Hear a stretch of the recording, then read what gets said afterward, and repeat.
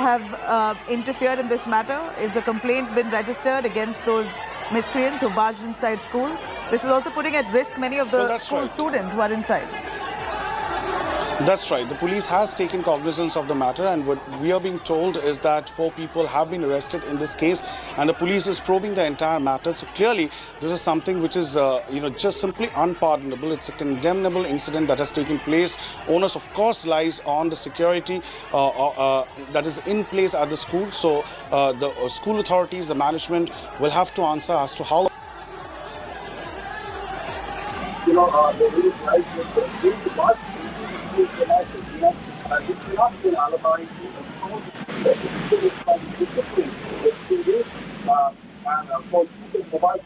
Of mobile phone is what I'm given to understand at this point in time. So clearly, this is an unpardonable incident that has come to light from Dinajpur. Police, of course, has swung to action. Investigation is underway at this point, but shocking visuals that have now emerged from Dinajpur district in North Bengal, Nabila. You know, when we say that the teacher was stripped, that's really shocking indeed. How did that happen in full public view? We're seeing a good bunch of people who were present there. School authorities, we're hoping, tried to intervene. But yet these people, these miscreants, have managed to strip the school teacher. Is that true? Did they really strip her in full public eye? Well, that's what we are seeing in the visuals as well, because you can clearly see that the incident took place inside the school premises, inside the room, and these people managed to barge into the school premises, and this incident took place. That's shocking, because there has to be some level of security for these people to be able to breach that security cordon and enter the school premises. So there is a huge question mark on the security apparatus that was present at the school. The school management has to answer how they allowed so many people to barge into the school premises. What is the security of the teachers, of the school staff who are working at the school? These are questions that the school authority must answer right now. But deplorable act coming in from Dinajpur district in North Bengal, where agitated parents and family members of a student apparently entered the school premises and not just threatened and assaulted the teacher, but even stripped the teacher. This is completely unpardonable incident that has taken place in Dinajpur district. You know, at this point, questions being raised on what exactly did the teacher do. Would you know, Indrajit, if the teacher is at fault here? Because if this is the kind of fury unleashed by the family members of that student, I can imagine what exactly has happened. Was the student beaten by the class teacher? What exactly happened that led to this kind of chaos and showdown? Not justified, but at the end of it, one would want to know what exactly did the teacher do, inviting this kind of onslaught. Well, what we are learning, Nabila, is that this is a school called the Trimohini Pratap Chandra High School. It comes under the Hilly police station in South Dinajpur district. And what happened actually was that the teacher was trying to impose some sort of restriction on students inside the classroom on usage of mobile phones. That's how that entire incident got triggered. And apparently the family members, on complaining back at their home, family members reached out to the school and barged into the school, and we are seeing what kind of visuals that has come in from Dinajpur district. So clearly aggression on part of the locals and the family members of the student. They went to protest, and it crossed all limits. The teacher was assaulted, threatened, and of course a woman teacher stripped in public view inside a classroom in a school. No words to condemn this incident. As I said, this comes under the Hilly police station. The police has swung into action. We are told that 4 people have been arrested. We'll have to see if there are more arrests on the card and what kind of punishment is meted out to these people for engaging in such a deplorable act on the premises of a school.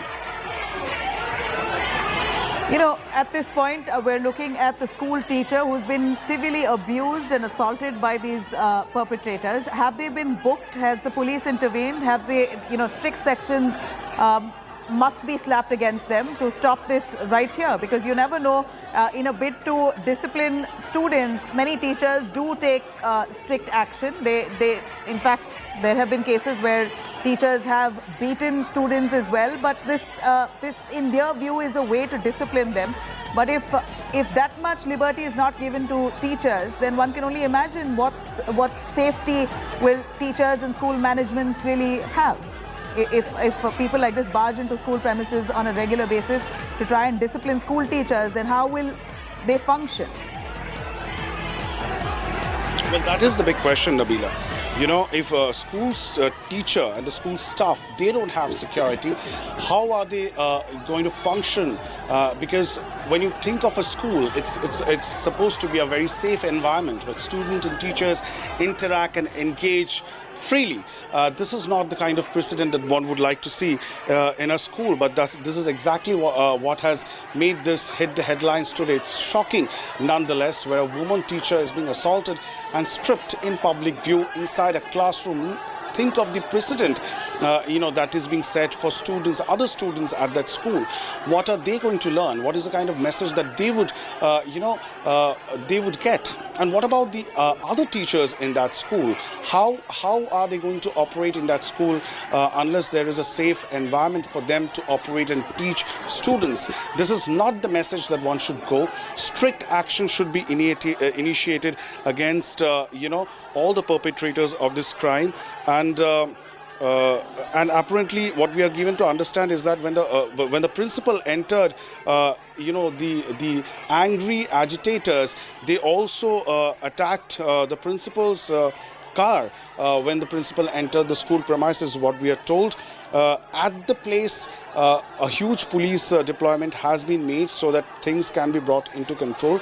And the local MLA apparently has also demanded strict action against those who have indulged in such an act. So clearly, this incident has created some sort of a sensation in that area, and the entire area seemed to be on the boil due to this incident. What we are given to understand by our local correspondent there is that one of these students, a female student, she was not in the class and she was using her mobile phone. So that's when the teacher intervened and said that it is not for her to use the mobile phone inside the school premises and miss the class. And apparently that is why during the school hours, when the family was intimated about the incident that she had been reprimanded, the student's family barged into the school, came to the school, and created this entire ruckus where the teacher in question was not just assaulted but also stripped in public view. And finally, this has triggered a massive row in that entire area, with the local police station sending additional deployment to bring situation under control in the school. But it's never a very good thing for the police to be inside the school premises. It's supposed to be a very safe environment where teachers and students freely interact and engage amongst themselves. This is not the kind of situation that one would, at any cost of imagination, think could take place inside the school premises, Nabila. All right, stay with us. I'm going to quickly cut across to the teacher there who wants to speak with this regard on this attack. Let's hear it.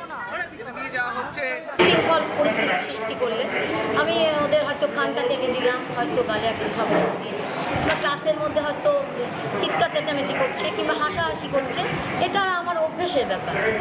কিন্তু সেই অভ্যেস মতোই আমি সেদিন ওই মেয়েটির গালে চড় মারি। হ্যাঁ, কিন্তু এই ধরনের ঘটনা কোনোদিন হয়নি। আমরা নিরাপত্তাহীনতায় ভুগছি। এখন চিন্তা করছি আমরা স্কুলকে কন্ট্রোল করবো কীভাবে? আমাদের স্কুলে তো 2000 ছাত্র। হ্যাঁ, আমরা যদি কাউকে শাসনই না করতে পারি, না বকতে কিংবা হয়তো দু একটা চত্থাপ্পড় না দিতে পারি, তাদেরকে কন্ট্রোল করা তো আমাদের পক্ষে খুব মুশকিল। All right, now in a bid to disrupt communal harmony in Uttar Pradesh's Bijnor, two attackers donning saffron have destroyed mazars inside dargahs in Bijnor on Sunday. The accused have been identified as Kamal and Adil, both of them accused being Muslims. They pretended to be from the Hindu community by wearing saffron scarves on their heads and tried to destroy tombs in a bid to disrupt communal harmony. This is what the police suspect, that this was their attempt to try and disrupt harmony. In fact, both these attackers have been arrested, Kamal and Adil. According to the police, two brothers carried out this incident, tying a saffron scarf on their heads. The police arrested both. They say that in a bid to carry out a larger communal conspiracy at the Kanwar Yatra, which is currently on. Police adding that there was no damage to religious books though, but tombs, sheets and curtains been burned to ashes.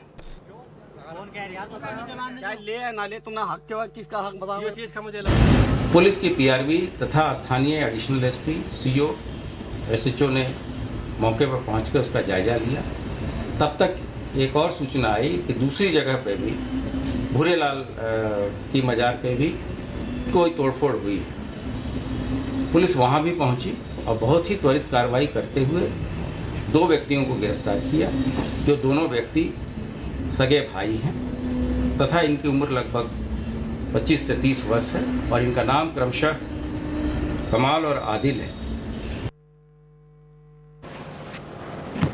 All right, absolutely shameful. These two men, Muslim men who pretend to be Hindus, tie a saffron scarf on their heads and carry out a crime within their own community premises. In fact, these are dargahs. The places that they've tried to vandalize are dargahs, where they've burnt down the tombs, sheets and curtains, all burnt to ashes. They were trying to destroy the tomb as well, before which locals came in and questioned their intention and then found out that these men were intending to disrupt communal harmony. The police also arresting them, both of them named Kamal and Adil. Their intentions now being investigated. Who are they? What exactly were their intentions when they wanted to destroy religious places of their own community? The police now saying that these brothers, both of them own brothers, tried to instigate crowds while the Kanwar Yatra is on. The Kanwar Yatra that's currently taking place in Bijnor, Uttar Pradesh. It appears that the intention was to try and disrupt harmony.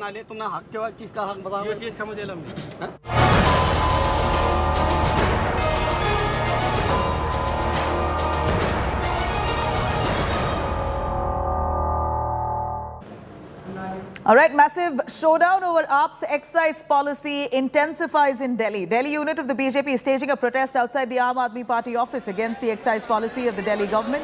Several BJP protesters were detained by police. Protesters demanding resignation of Deputy Chief Minister Manish Sisodia. The protesters come out with their protests just a day after LG Vinay Kumar Saxena recommended a CBI probe into the matter. AAP MPs will now be raising this issue in the Lok Sabha. The LG has alleged that even though the sale of liquor increased during the first quarter of this financial year, revenue did not increase. LG's office also alleging that revenue was artificially inflated by 980 crore rupees. The issue has brought the Delhi Deputy Chief Minister Manish Sisodia under scanner. In fact, huge allegations against the Delhi government for favouring many of those liquor licensees and giving out grants to many of those liquor licensees, which came as a huge loss to the state exchequer. This is as per the Delhi LG, Vinay Saxena, who reads out a report filed by the Delhi's Chief Secretary, accusing the Aam Aadmi Party of kickbacks.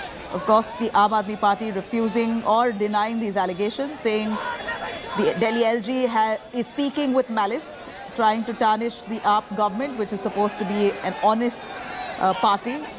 This is what the Aam Aadmi Party says, that they are honest leaders, they're an honest party, they're very transparent. There is no way that their leaders would indulge in corruption.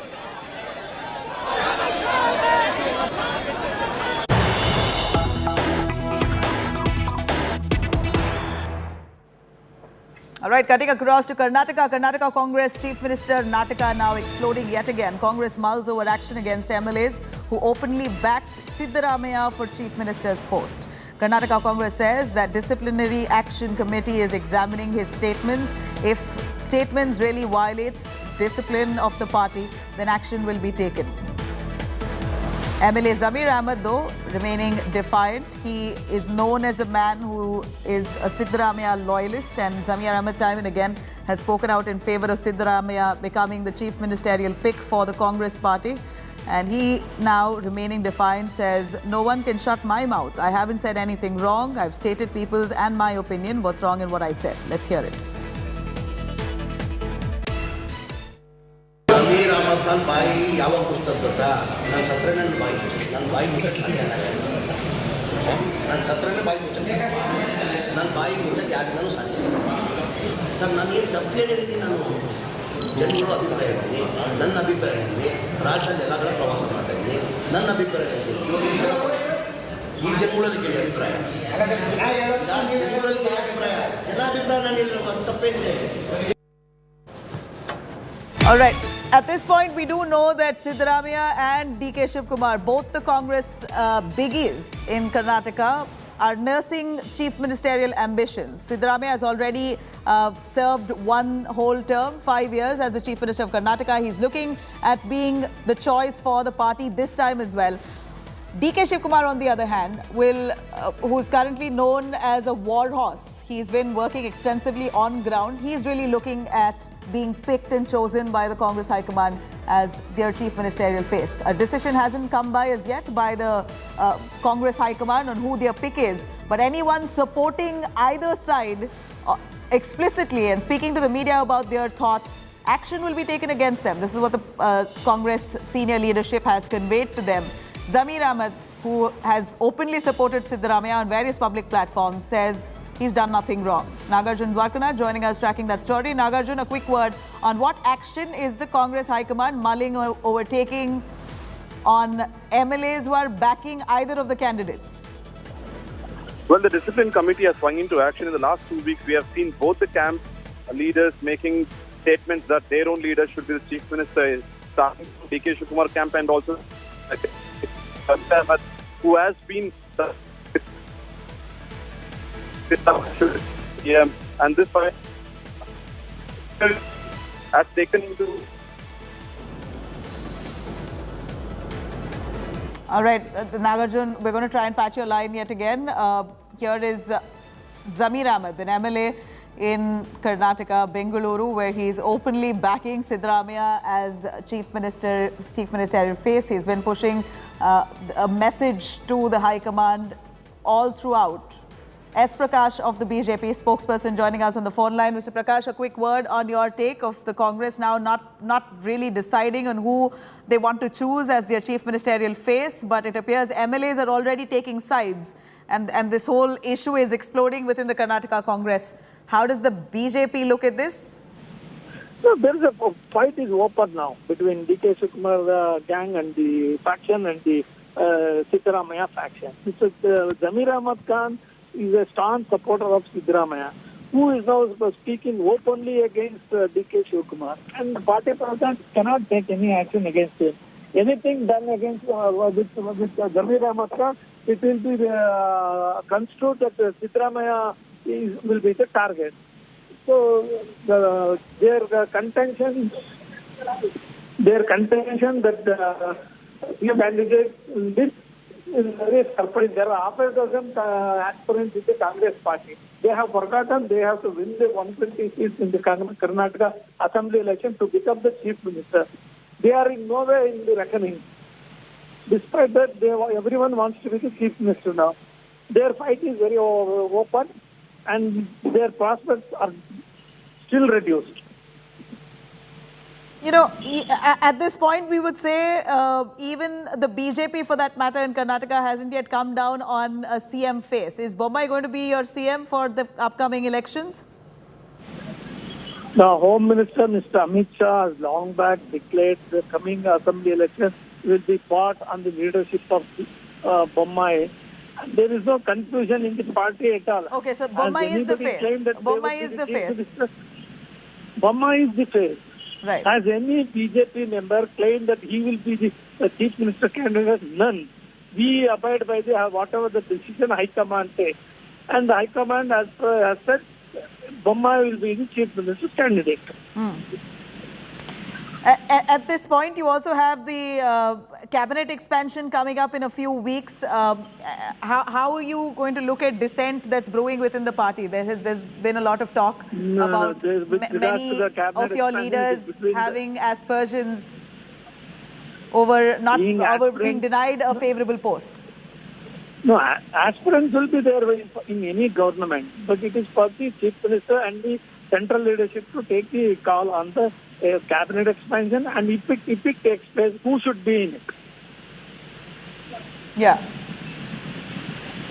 All right. It's quite clear. Thank you very much, Mr. Prakash. It's quite clear that the Congress party and their infighting and their internal explosion time and again always is advantageous to the BJP. Clearly, the BJP is showing as a united front in the state of Karnataka, heading towards elections with Bommai as their chief ministerial face. On the contrary, the Congress party, which has some relevance and quite some grassroots presence in Karnataka, so far haven't decided on who they want to pick. The Congress High Command now taking disciplinary action against those who are making a choice openly.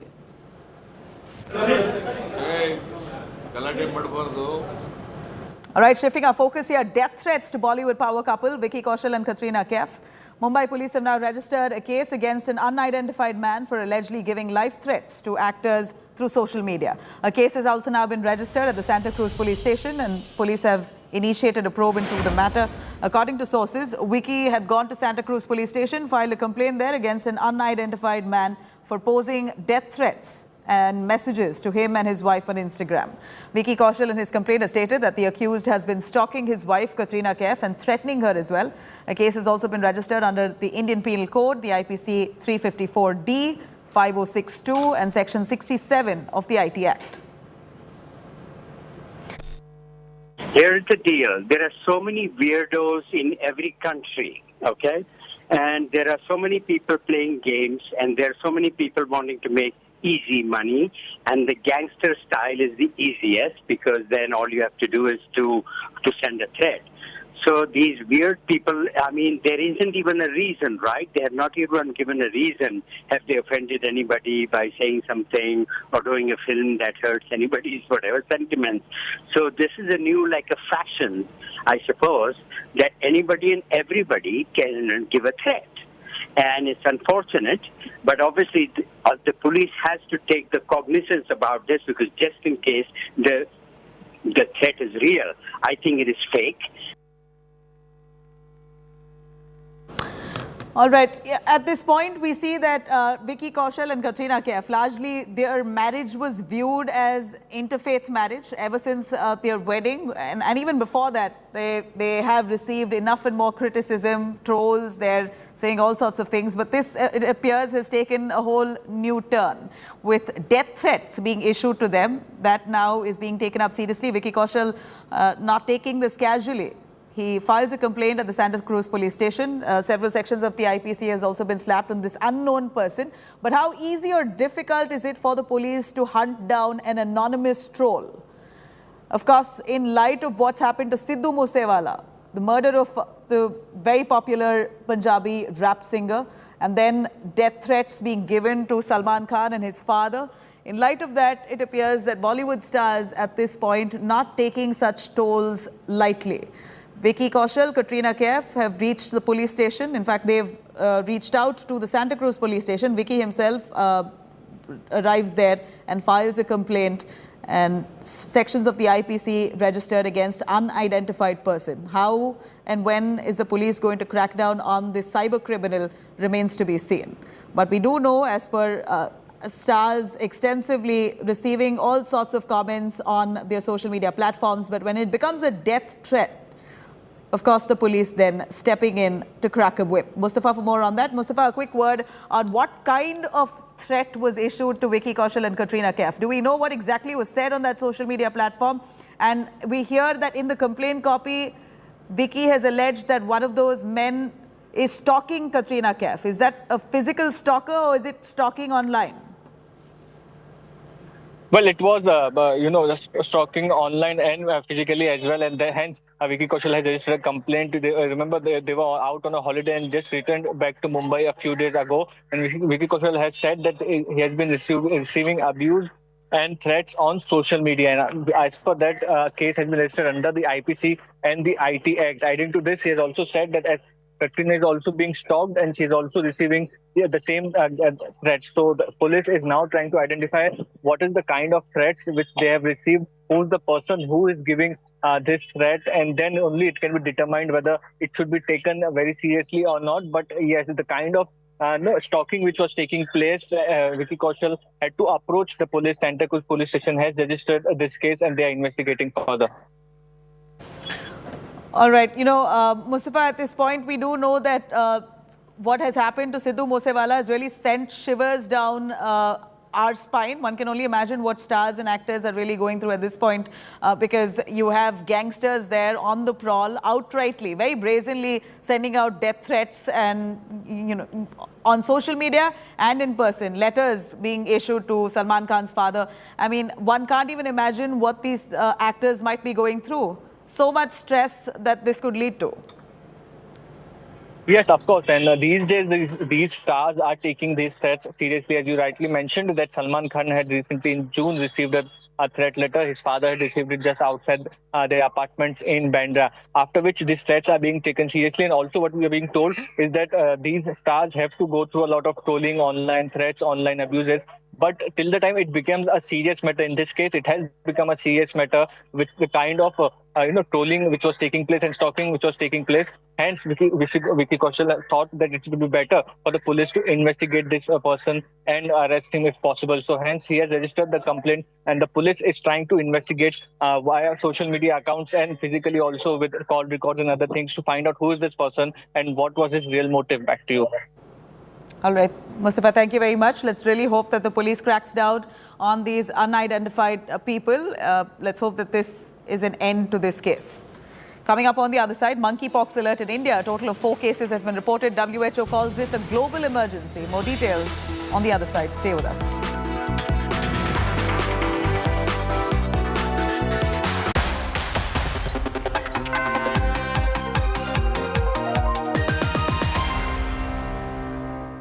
Everyone's busy finding what's trending.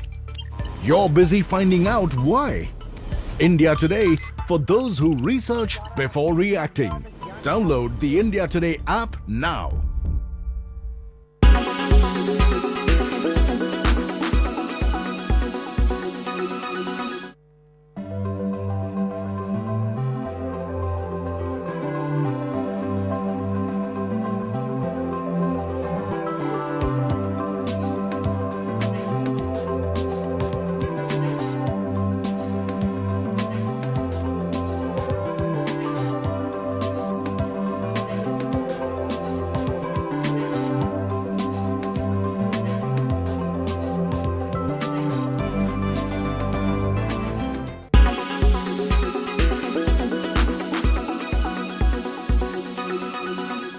Make your media plan smarter with India Today Live TV on your connected devices.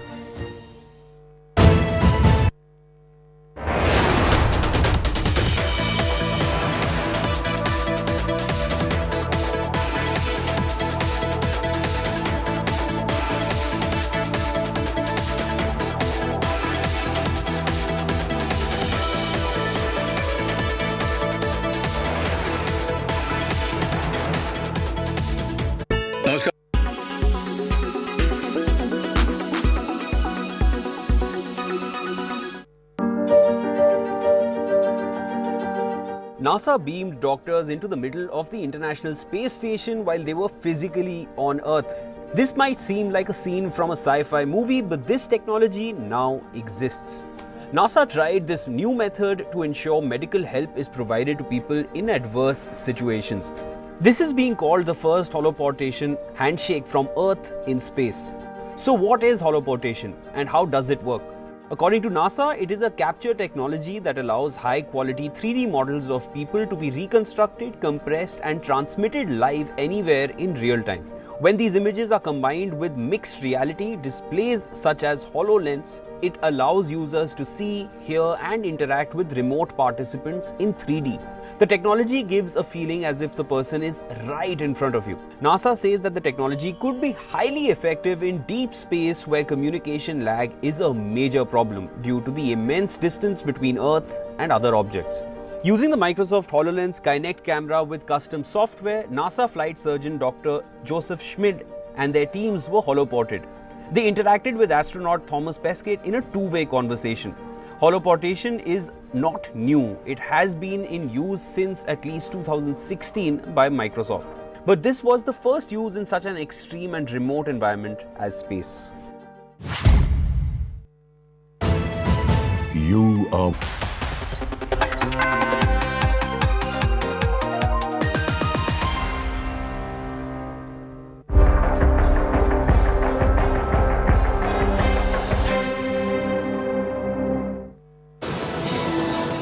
Another suspected case of monkeypox surfaces in Telangana. A 40-year-old man from Indranagar colony in Telangana's Kamareddy district has monkeypox symptoms. He is now being shifted to Hyderabad's fever hospital. It is known that the man developed fever on 20th of July, post which he later developed rashes and was admitted to a private hospital there. This person arrived from Kuwait on the 6th of July and had come into contact with 6 people who were also isolating. Delhi also reported its first case of monkeypox on Sunday. This is the 4th monkeypox case detected in India, with previous 3 being reported from Kerala. A 31-year-old man with no foreign travel history was diagnosed with the disease after having fever and skin lesions. In fact, the patient is being isolated, seeking treatment in Delhi's LNJP hospital.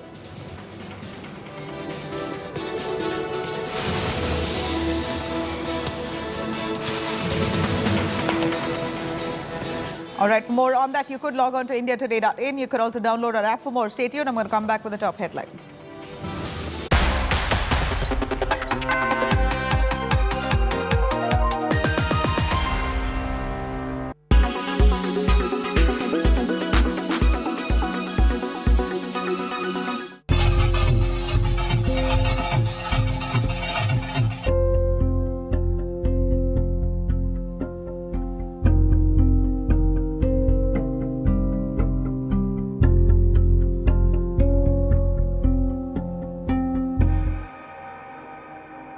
So yes, young people we've seen in today's date are not just suffering from heart attacks, they're having strokes, they're having cardiac arrests. I mean, they're brought dead to our hospitals and nobody knows why. They all just say that, they've always been fit. The definition of fitness is different for different people. Nobody gets their pre-health checkups done. You don't know what's happening in your body. You eat all the junk food and still believe that you're young, so nothing's going to happen to you, but that's not happening.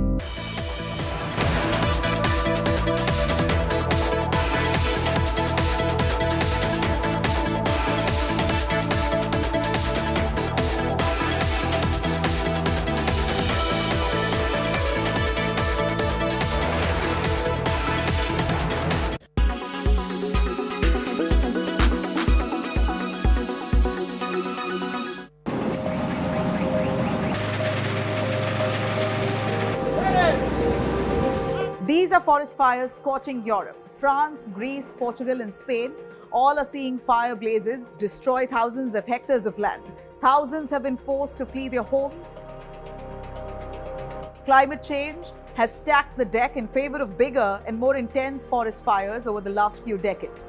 Increasing heat, changing rain and snow patterns, shifts in plant communities and other climate-related changes are reasons behind such intense forest fires. Wildfires require the right climatic conditions, burnable fuel and a spark. Europe has been unusually dry and hot spring has left the forest soil parched. This is why the region has now been hit by an early wave of forest fires. Experts have agreed that extreme climate change like dryness and heat is intensifying fires. In Portugal, firefighters have been struggling to control fires. The temperature there has hit 47 degrees Celsius. And its mainland had its territory in extreme drought. In the last 7 days, 659 people have died due to heat waves. In Spain, there were 30 cases of forest fires across the country. Spain has been experiencing a nearly week-long heat wave with as high as 45.7 degrees Celsius. France's bone-dry condition has wildfires spreading over 11,000 hectares in its southwestern region. More than 1,200 firefighters are currently engaged in stamping out the blaze. Greece saw 71 blazes breaking out in 24 hours. Fire. So sorry.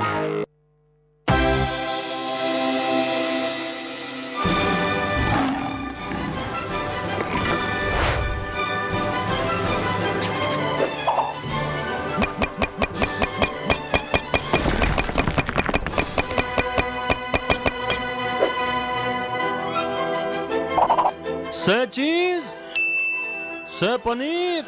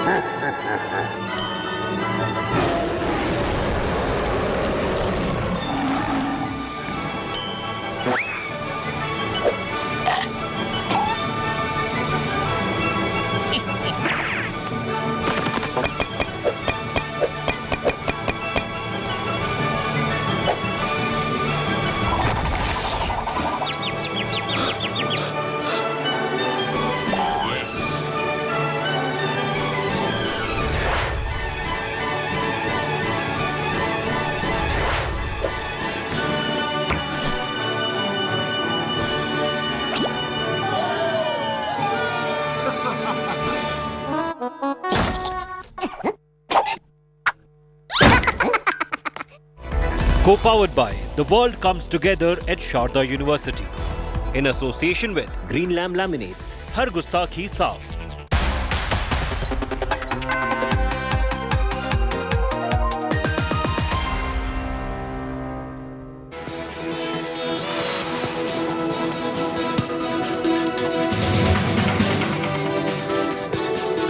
Very good afternoon. You're watching India Today. I'm Nabila Jamal. First, the headlines. Recruitment scam haunts Mamata Banerjee government. ED takes arrested TMC Minister Partha Chatterjee to Bhubaneswar AIIMS for medical test after the High Court's order. Chor Chor chants greets the Bengal minister.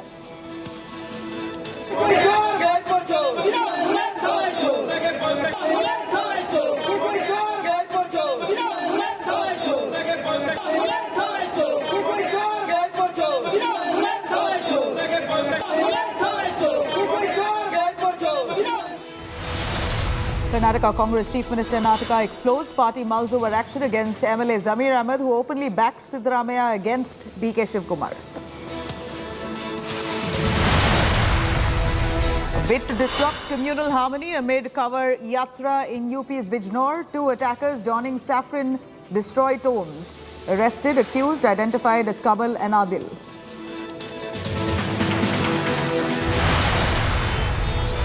Bollywood power couple Vicky and Katrina get death threats through social media. Vicky in his complaint says Katrina was stalked. Mumbai cops file a case against unidentified man. Draupadi Murmu takes oath as the 15th President of India. India welcomes the first tribal president. Murmu recounts her roots in her maiden speech. मैं द्रौपदी मुर्मू ईश्वर की शपथ लेता हूँ कि ईश्वर की शपथ लेती हूँ कि मैं श्रद्धापूर्वक भारत के राष्ट्रपति के पद का कार्यपालन करूँगी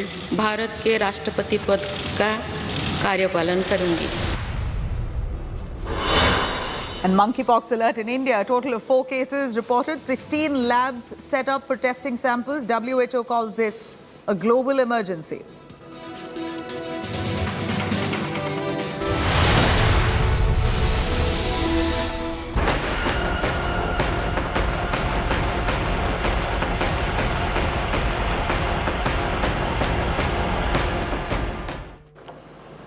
Enforcement Directorate probing continues in the scam and irregularities linked to the teachers' recruitment in West Bengal. TMC Minister Partha Chatterjee will be produced in the trial court at 4 p.m. as his ED custody ends. And as per Kolkata High Court orders, Partha was moved from the state-run SSKM hospital in Kolkata to the central-run AIMS hospital in Bhubaneswar. Chor chants greeted the arrested Partha Chatterjee at AIMS soon as he arrived. As soon as the disgraced minister was wheeled in, the crowds present there broke into chor chants to jeer the TMC leader. Let's hear it.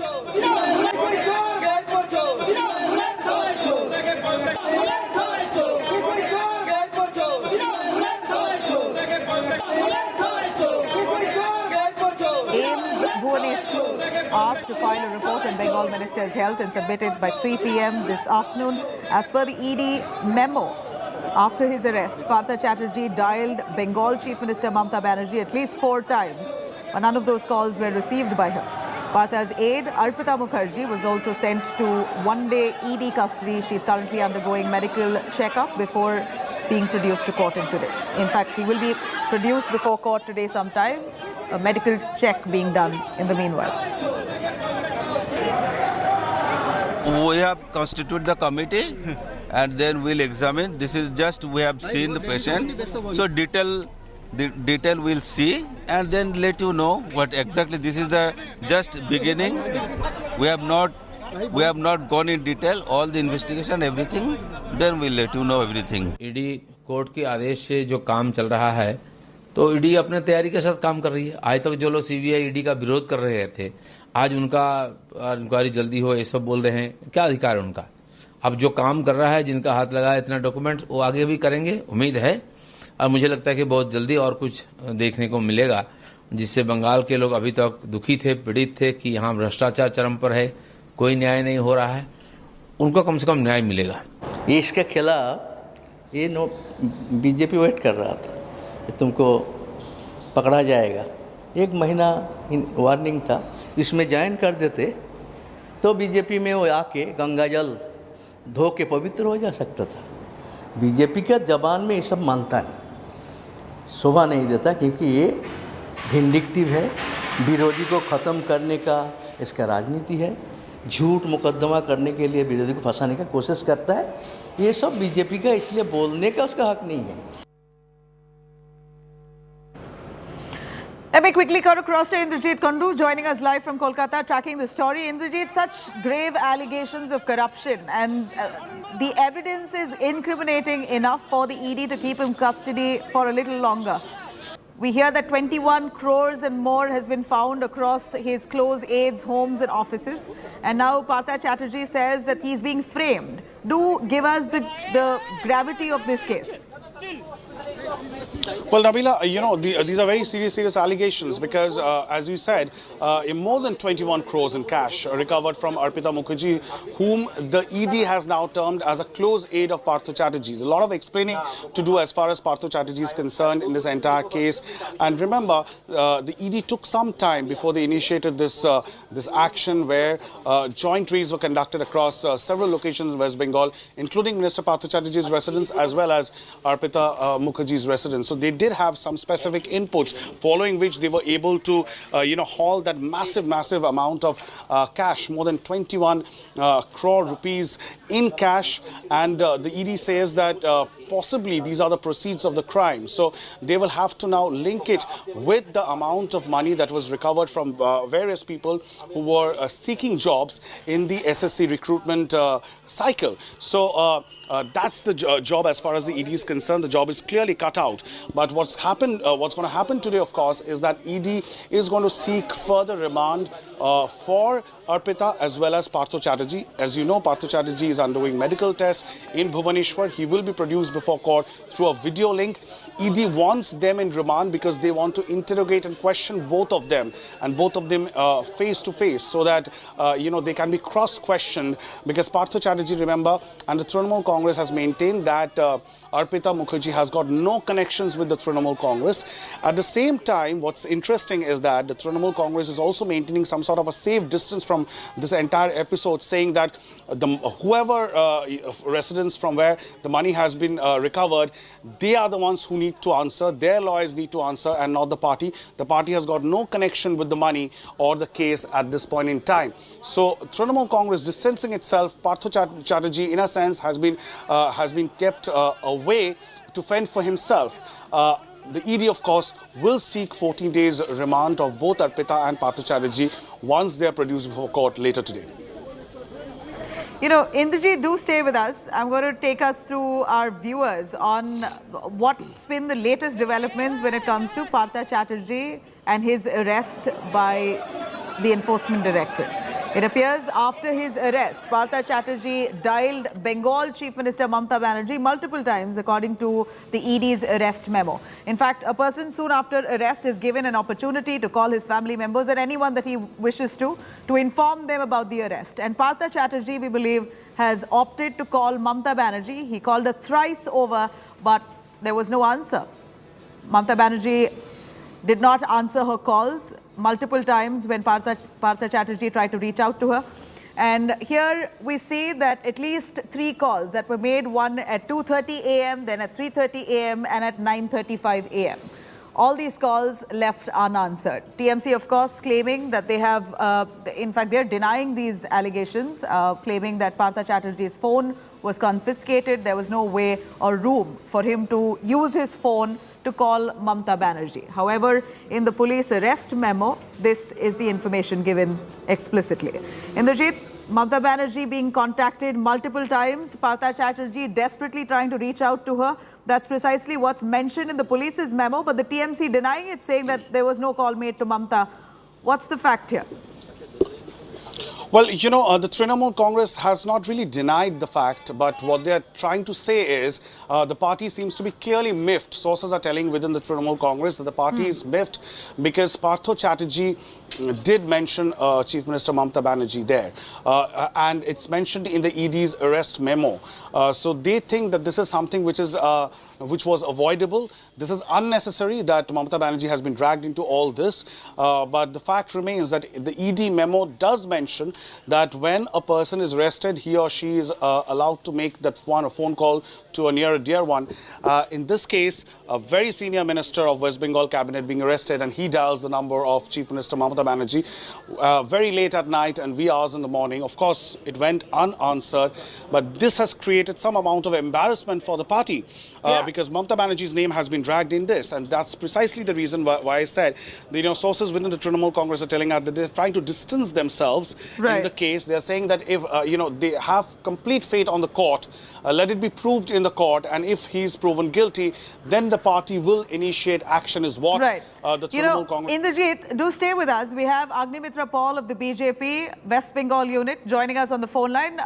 Ms. Paul, here is Partha Chatterjee trying to reach out to West Bengal Chief Minister multiple times, Mamata Banerjee, failed attempts. So the one person he chose to reach out to, while he was given an opportunity to maybe call his family, he chose to call Mamata, but no answer.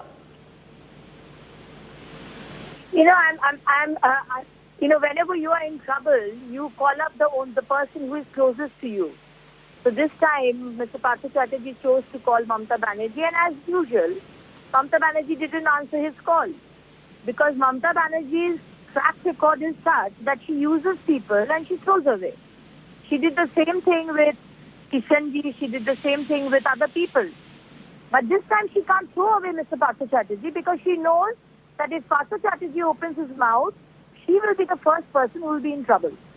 Because in West Bengal, nothing happens without Mamata Banerjee's nod. So it is very, very, everybody, if you ask a small boy, a child, he will also tell you that nothing really happens without Mamata Banerjee's nod, and it is impossible that all this corruption and all this, money and things that Mr. Partha Chatterjee has done, a major amount of the share has gone to Kalighat. So, of course, we are very happy that Partha Chatterjee has been arrested and now been taken to Bhubaneswar. But before that, please, I would ask ED to do the interrogation on the Chief Minister. Because she is the main person under whom, these things have been going.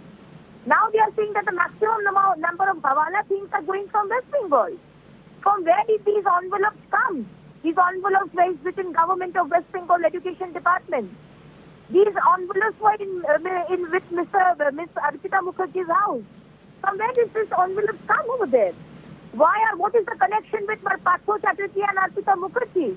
Why are those property deeds in the name of Arpita Mukherjee in Partha Chatterjee's house? A number of plots and deeds are in Mona Lisa Das's name. Who is Mona Lisa Das? So this is this is not like an isolated event. This is a thing where the entire TMC party is involved. All the big wigs are involved, and majorly the Honorable Chief Minister is involved. So first we need to do the interrogation and arrest of Honorable Chief Minister, because she is the main person, and now she's trying to distance away from Mr. Partha Chatterjee.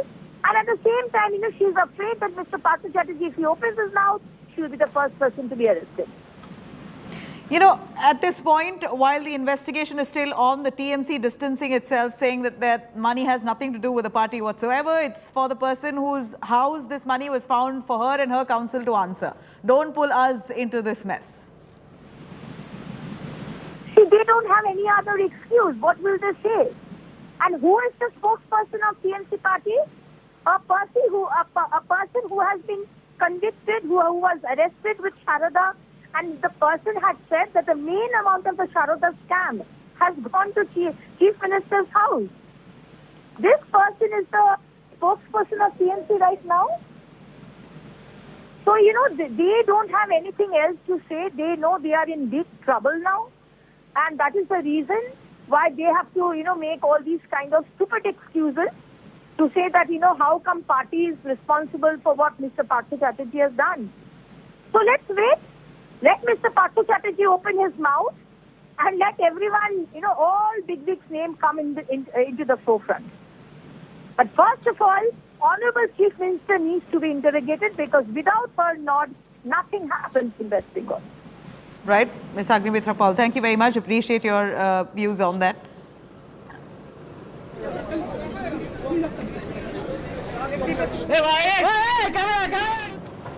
All right, shifting our focus to Karnataka. Fight over Chief Minister and Chief Ministerial post, in fact, within the Karnataka Congress now exploding further. Party veterans Siddaramaiah and DK Shivkumar now locking horns over the CM's post, openly flexing their muscles.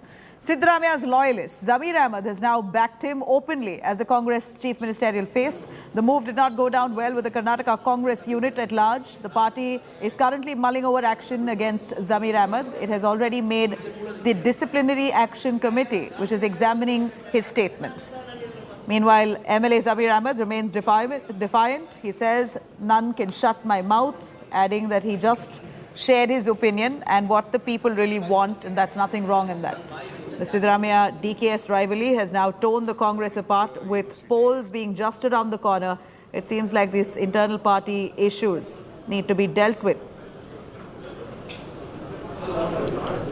Zamir Ahmed Khan bayi yawa pustaka gotta nan satrane bayi muchak nan satrane bayi muchak nan bayi muchak yadnanu satya sir nan ye tappye ಹೇಳಿದೀನಿ ನಾನು ಜನಗಳ ಅಭಿಪ್ರಾಯ ಹೇಳಿದೀನಿ ನನ್ನ ಅಭಿಪ್ರಾಯ ಹೇಳಿದೀನಿ ರಾಜ್ಯದಲ್ಲಿ ಎಲ್ಲ ಕಡೆ ಪ್ರವಾಸ ಮಾಡ್ತಾ ಇದ್ದೀನಿ ನನ್ನ ಅಭಿಪ್ರಾಯ ಹೇಳಿದೀನಿ ಈ ಜನಗಳಲ್ಲಿ ಕೇಳಿ ಅಭಿಪ್ರಾಯ ಜನಗಳಲ್ಲಿ ಅಭಿಪ್ರಾಯ ಜನಾಭಿಪ್ರಾಯ ನಾನು ಹೇಳಿರೋ ತಪ್ಪೇನಿದೆ.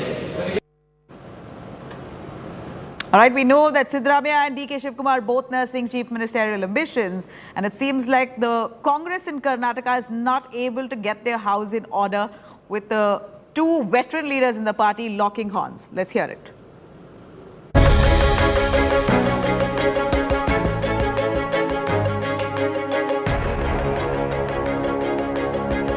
Karnataka elections are just months away, and Congress, as usual, is in the disarray. It's veterans fighting each other and locked in an one-upmanship. The top brass flexing all the wrong muscles, beginning with former Chief Minister Siddaramaiah, whose supporters are planning a mega event called Siddarama Motsava to mark his 75th birthday on August 12th. The motive? To propel him as the Congress Chief Ministerial face.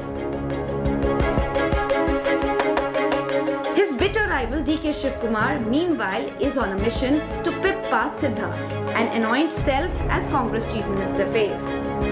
He is on a self-promotion trip, wooing everyone, including his own Vokka Liga community, seeking their votes to be the Chief Minister. ನಿಮ್ ಕೇಳೋದಿಷ್ಟೇ, ನೀವು ಎಲ್ಲರಿಗೂ ಅವಕಾಶ ಮಾಡಿಕೊಟ್ಟಿದ್ದೀರಿ, ದೇವೇಗೌಡರಿಗೂ ಅವಕಾಶ ಮಾಡಿಕೊಟ್ಟಿದ್ದೀರಿ, ಕುಮಾರಣ್ಣಂಗೆ ಅವಕಾಶ ಮಾಡಿಕೊಟ್ಟಿದ್ದೀರಿ, ನನಗೂ ಅವಕಾಶ ಮಾಡಿಕೊಡಿ ಅಂತ ಹೇಳಿ ನಿಮ್ಮ ಸಮಾಜಕ್ಕೆ ಮತ್ತೆ SM ಕೃಷ್ಣರವ್ರು ಆದ್ಮೇಲೆ ಒಂದು ಅವಕಾಶ ಇದೆ ಅಂತಂದ್ರೆ ಇದು ನಿಮ್ಮ ಸಮಾಜಕ್ಕೆ ಮತ್ತೆ ಯಾರಿಗಿದೆ ಅಂತ ಹೇಳಿಲ್ಲ. ಅದನ್ನ ಉಳಿಸ್ಕೊಳ್ಳೋದು ಬೆಳೆಸ್ಕೊಳ್ಳೋದು ಇದು ನಿಮ್ ಬಿಟ್ಟಿದ್ದು. The party will decide who has to become the CM. I am not the man to decide. The Congress party high command will decide who has to become the chief minister. I want those entire committee to stand behind me. ನೋಡಪ್ಪ, ನನಗೆ ಸನ್ಯಾಸಿನಾ? ಕಾವಿ ಬಟ್ಟೆ ಹಾಕೊಂಡು ಬಂದಿದ್ದೀನಿ ಇಲ್ಲಿಗೆ, ಖಾದಿ ಬಟ್ಟೆ ಹಾಕೊಂಡಿದ್ದೀನಿ. The party will decide. Siddaramaiah loyalist Zamir Ahmed has now openly backed him as the Congress Chief Minister face. ರಾಜ್ಯ ಒಳ್ಳೇದಾಗಬೇಕಾದ್ರೆ ಜನ ಬಯಸ್ತಾ ಇರೋದು 23 ಸಿದ್ದರಾಮಯ್ಯ ಮುಖ್ಯಮಂತ್ರಿ ಆಗಬೇಕಾದ್ರೆ. ಹಂಗಿದ್ರು ನಮ್ಮ ಪಕ್ಷ ಹೈಕಮಾಂಡ್ ಪಕ್ಷ, ನೀವು ಯಾರು ತೀರ್ಮಾನ ಮಾಡೋಕ್ಕಾಗಲ್ಲ. ಅಭಿಪ್ರಾಯ ಹೇಳಿರೋದು ನಾವು, ನಮ್ಮ ಅಭಿಪ್ರಾಯ ಹೇಳಿರೋದು. ತೀರ್ಮಾನ ಮಾಡೋರು ಯಾರು? ಜನ ತೀರ್ಮಾನ ಮಾಡಬೇಕಾಗಿರೋದು. ಅಭಿಪ್ರಾಯ ಹೇಳೋದು ತಪ್ಪೇನಿಲ್ಲ. DK Shivkumar lashed out at Zamir Ahmed, literally asking him to shut up and stop worshipping his idol in the party. ಯಾರು ನನ್ನ ಲೆವೆಲ್ ಮಾತಾಡೋರಿದ್ರು ಮಾತಾಡ್ತೀವಿ. ಸದ್ಯಕ್ಕೆ ಅಧಿಕಾರಕ್ಕೆ ತರೋಷ್ಟು ಕೆಲಸ ಎಲ್ಲರೂ ಬಾಯಿ ಮುಚ್ಕೊಂಡು ಮಾಡಬೇಕು. ನಿಮ್ಮ ಸಮುದಾಯನ ಸಂಘಟನೆಗಳು ಮಾಡಿ, ನೀವು ಲೀಡರ್ಗಳಂತ ನಿಮ್ಗೇನಾದ್ರು ಪಕ್ಷದ ಬಗ್ಗೆ ಆಸಕ್ತಿ ತೋರ್ತಂದ್ರೆ ಎಲ್ಲ ವ್ಯಕ್ತಿ ಪೂಜೆಗಳನ್ನ ಬಿಟ್ಬಿಟ್ಟು ಪಕ್ಷಕ್ಕೆ ಜನರನ್ನ ಕರ್ಕೊಂಡು ಬರುವಂತ ಕೆಲಸ ಮಾಡಿ.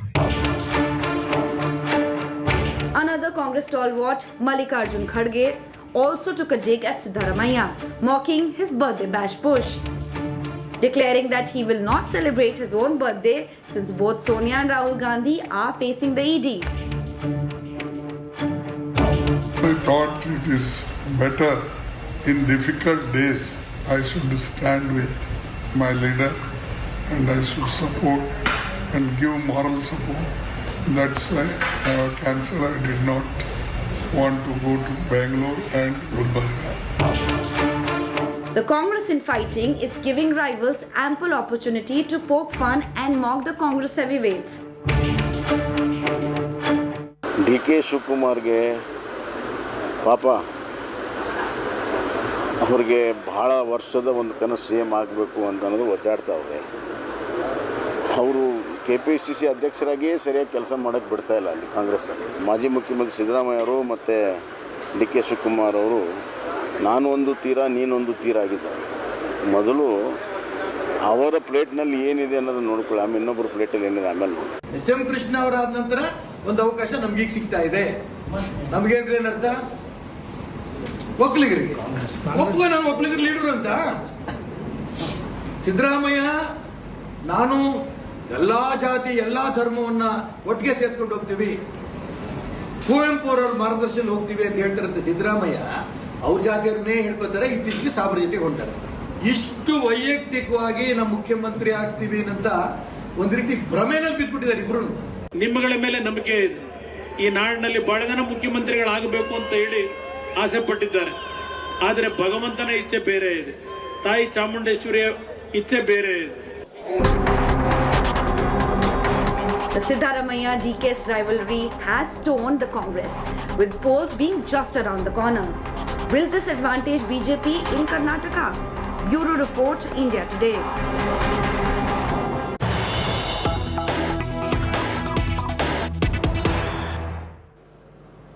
Some more information coming in on this Nataka in Karnataka. Siddaramaiah loyalist Congress MLA Zamir Ahmed, now as he remains defiant, continues to make some comments here. He says, and I quote, "Even Muslims should get an opportunity. Even I feel like becoming the chief minister. We are 15% population, the Muslim community in the state, but only one, but no community can be elected by garnering votes from just one community. We have to take all communities together. All communities should come together. Only when all of them bless us, our government can come to power. If only one community back us, we cannot become the chief minister. This is Zabir Ahmed, who tries to clarify that there are many other people who are ambitious of becoming the chief minister like himself. He says 15% Muslims in the state. He also feels like becoming the chief minister, but that does not work that way. There's support of many communities that needs to come together for a chief minister to be announced. Let's hear it from him. ಇಲ್ಲ ನಾನು ಮೊನ್ನೆ ನಾನು ಹೇಳಿದ್ದೀನಿ ಮುಸ್ಲಿಮ್ಗೂ ಒಂದು ಅವಕಾಶ ತೆಗಬೇಕು, ನನಗೂ ಮುಖ್ಯಮಂತ್ರಿ ಆಗಬೇಕಂತ ಆಸೆ ಇದೆ. ಅಂದರೆ ನಾವು 15% ಇದ್ದೀವಿ ಪಾಪ್ಯುಲೇಷನ್. ಅಂದರೆ ಒಂದೇ ಸಮಾಜ ಓಟ್ ಕೊಟ್ಟರೆ ಮುಖ್ಯಮಂತ್ರಿ ಆಗೋಕ್ಕೆ ಸಾಧ್ಯ ಆಗಲ್ಲ. ಎಲ್ಲ ಸಮಾಜದ ವರ್ಗವ್ರಿಗೂ ಜೊತೆ ತೊಗೊಂಡೋಗ್ಬೇಕು ನಾವು. ಎಲ್ಲ ಸಮಾಜದವರು ಒಂದಾಗಬೇಕು. ಎಲ್ಲ ಸಮಾಜ ಸೇರಿ ಆಶೀರ್ವಾದ ಮಾಡಿದ್ರೆ ಮಾತ್ರ ಸರ್ಕಾರ ಬರೋಕ್ಕೆ ಸಾಧ್ಯ. ಬರೀ ಒಂದು ಸಮಾಜ ಯಾವುದನ್ನ ಒಂದು ಸಮಾಜ ಕೊಟ್ಟರೆ ಯಾರು ಮುಖ್ಯಮಂತ್ರಿ ಆಗೋಕ್ಕೆ ಸಾಧ್ಯ ಆಗಲ್ಲ.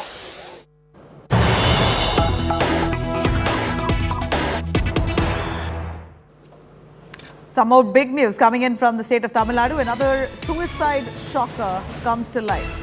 A student studying in her class 12th in a government-aided school allegedly died by suicide. The student from Tekulur had dinner with her friends and went to sleep only to be found dead the next morning.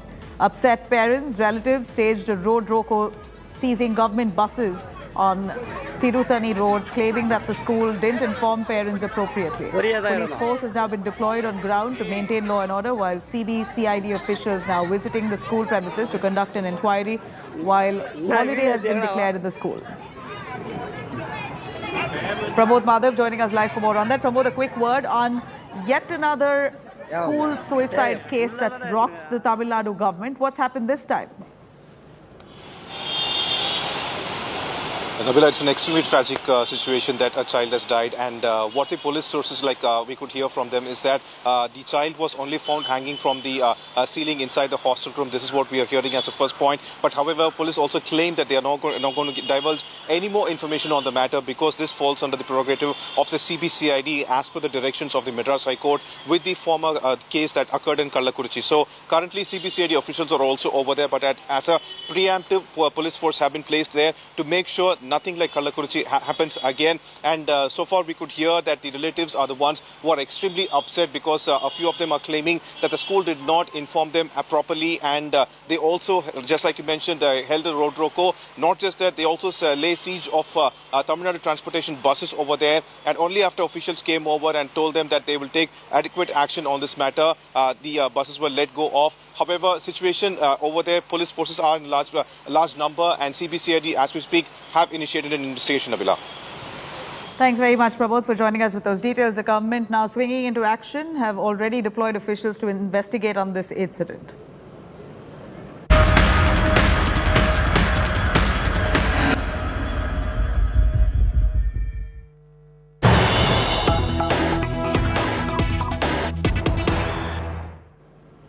All right, some big update coming in on Vicky Kaushal and Katrina Kaif threat case.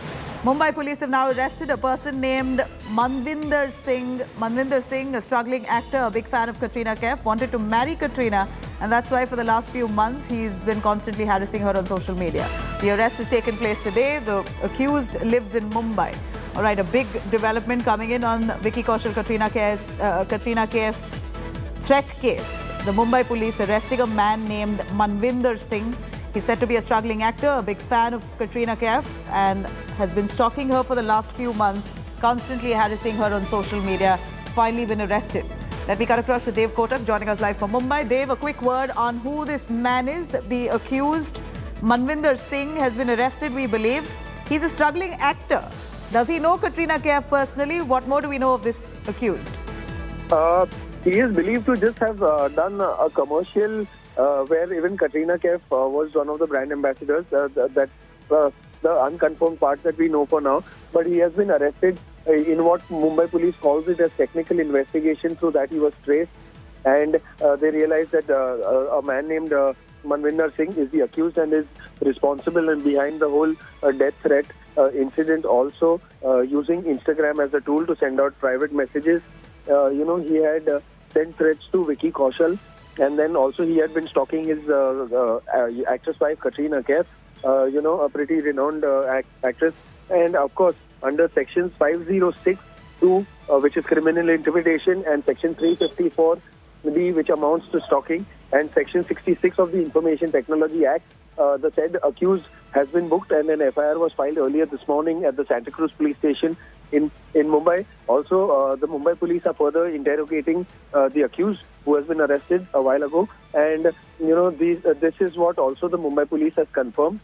That no images of this said accused have been circulated so far. But yes, he is in police custody, and he was responsible for issuing these death threats. Has he admitted to the crime? Has he admitted to his crime? Primary information available, it is believed that he is a struggling actor, and of course it was a one-sided love affair. Of course, Katrina Kaif wasn't even aware about his existence. Dave, at this point, has the man admitted to stalking her? He has admitted to the fact that he was following her, but beyond that, we don't have any more details because he is in custody, in police custody, and is thoroughly being interrogated at this point in time. So, Dave, thank you very much for joining us with those details. Accused Manvinder Singh has been arrested. He's a struggling actor, wanted to marry Katrina Kaif. He's been stalking her and now admits to the crime in police custody. On that note, I'm going to slip into a short break. Coming up on the other side, our entertainment news in the club with Dipali Patel.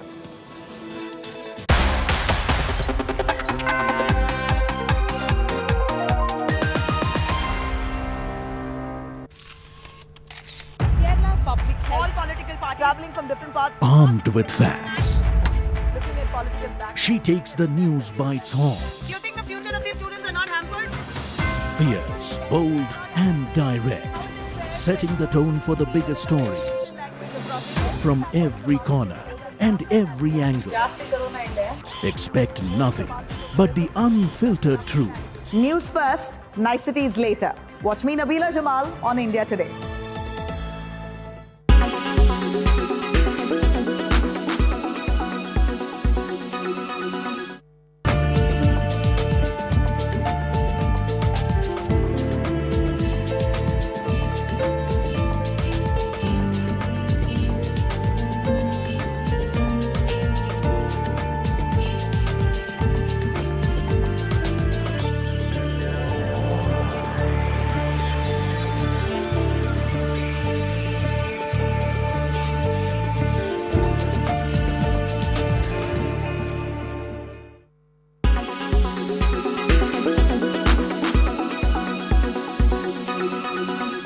Everyone's busy finding what's trending. You're busy finding out why. India Today, for those who research before reacting. Download the India Today app now.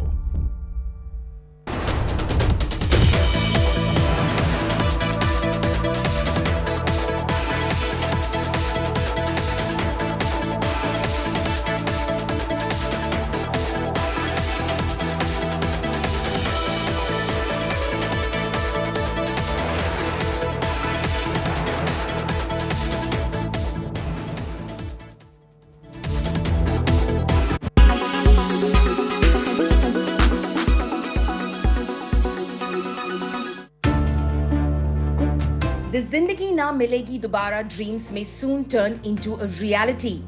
The Union Ministry of Civil Aviation has unveiled a new policy on air sports. It aims to make India one of the top destinations in this field by 2030. Let's have a look at the new National Air Sports Policy. What are air sports? Air sports contain a range of aerial activities. It includes air racing, aerobatics, aeromodeling, hang gliding, human-powered aircraft, parachuting, paragliding, skydiving, and much more. The National Air Sport Policy or NASP 2022 lists 11 games under this category. These include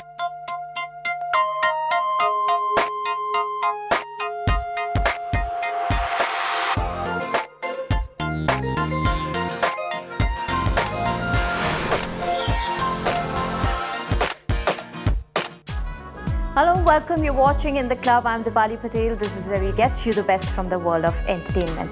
First up, Alia Bhatt has kicked off her journey as a producer with her maiden project, Darlings. The makers shared a glimpse of the film, which also stars her along with Shefali Shah and Gully Boy co-star Vijay Varma. She collaborated with SRK's production house and co-produced the film, but she's not the only actress to don the producer's hat. From Priyanka Chopra to Deepika Padukone, Bollywood has top actresses who own their own production house. Here's everything you need to know.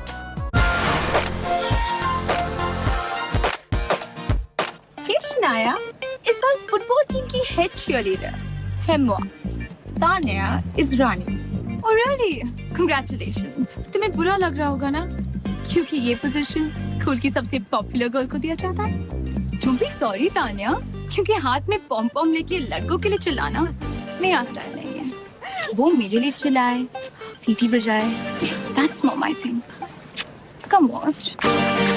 Alia Bhatt, who started her career with Karan Johar's Student of the Year in 2012, has given back-to-back hits as an actor. And now, after a decade of being in the industry, she has added another feather to her hat. That's right, the actress kicked off her journey as a producer with her maiden project, Darlings, and the makers shared glimpses of the film, which is set to premiere on streaming giant Netflix from August 5th.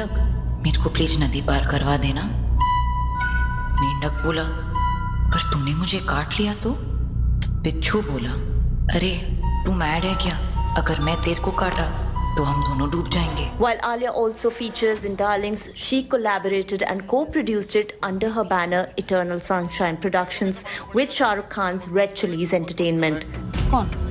पर तैरते तैरते वो जैसे ही नदी के बीच में पहुंचे. हमजा कहाँ है? बिच्छू ने मेंढक को काट लिया. The film also stars Shefali Shah and her Gully Boy co-star Vijay Varma. अमन काका, हमजा नहीं आए? नहीं. साहब, मिसिंग कंप्लेंट फाइल करनी है. कौन मिसिंग है?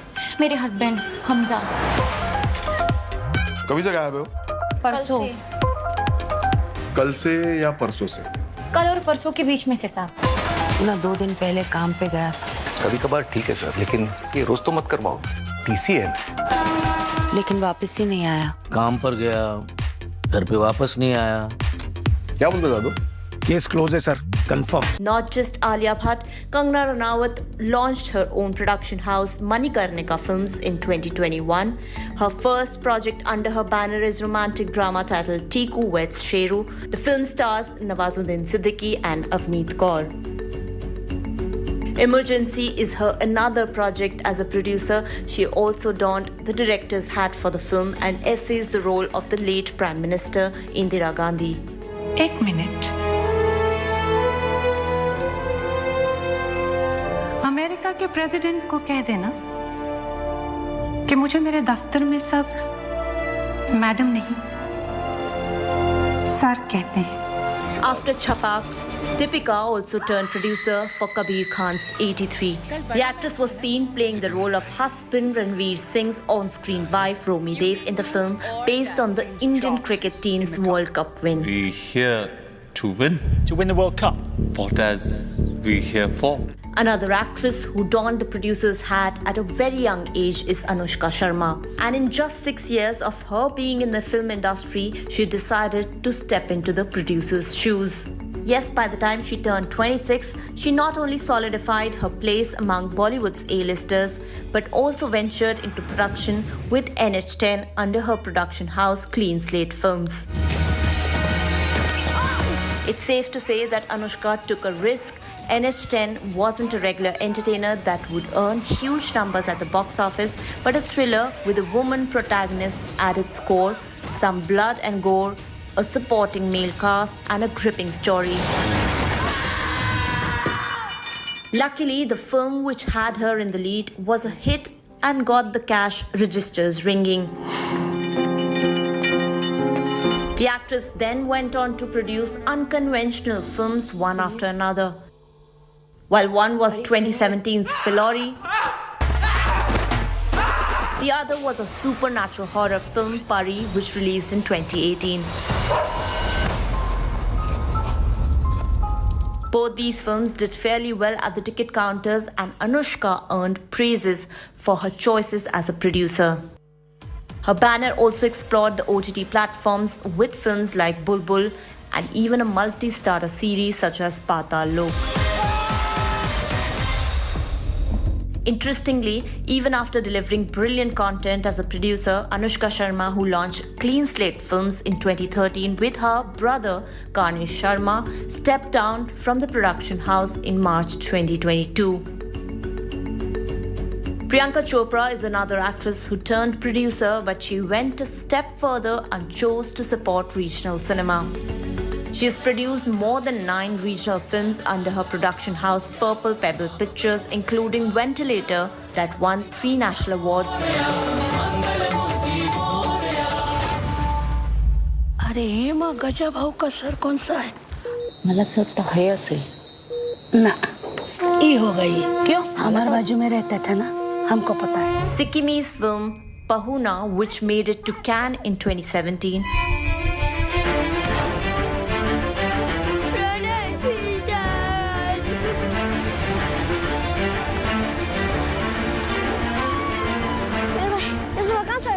एकजना पात्री आएर लानुभयो.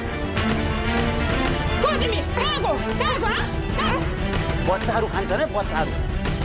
के गरेर? कि त मरिन्छ कि त मारिन्छ.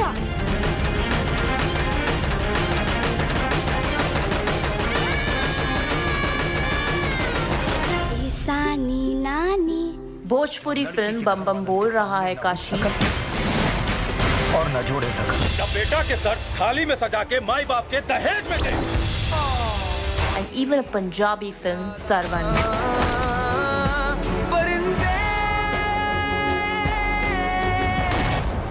रोटी खा ले. भूख नहीं. वे खा ले. तू भी किसे मादा पुत्ता है. एक बार सरवण कह दो. Twinkle Khanna also joined the bandwagon in 2018. She produced Akshay Kumar's Bad Man under her production house Mrs. Funny Bones Movies. The film, which was based on the life of Arunachalam Muruganantham, who invented the first low-cost sanitary napkins in India. I not study IIT, but IIT study me, giving me award. Twinkle's decision to back an offbeat film like this worked in her favor, as Batman grossed over 200 crore rupees worldwide and also became the 9th highest grossing Bollywood film of 2018. Among others who turned producers are also Malaika Arora, Pooja Bhatt, Preeti Zinta, Shilpa Shetty Kundra, Lara Datta, Diya Mirza and Sushmita Sen. कब तक छुपा पाएंगे हमजा को? पकड़े जाएंगे. Sir, Hamza के daddy of हो गए. अल्लाह मियां उन्हें जन्नत अता फरमाए.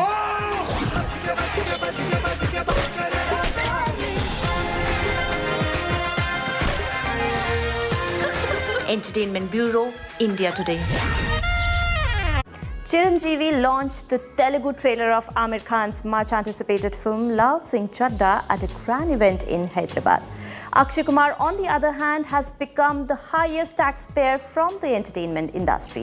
This and much more, here's our popular segment, What's Trending.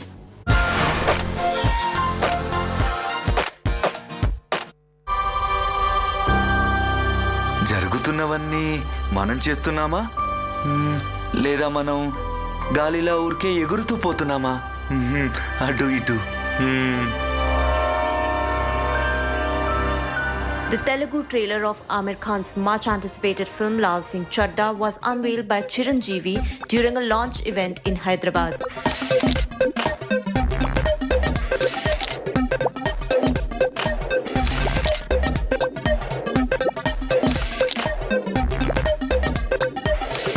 Several pictures from the same are going viral, in which Amir Khan, Chiranjeevi and Naga Chaitanya can be seen posing together.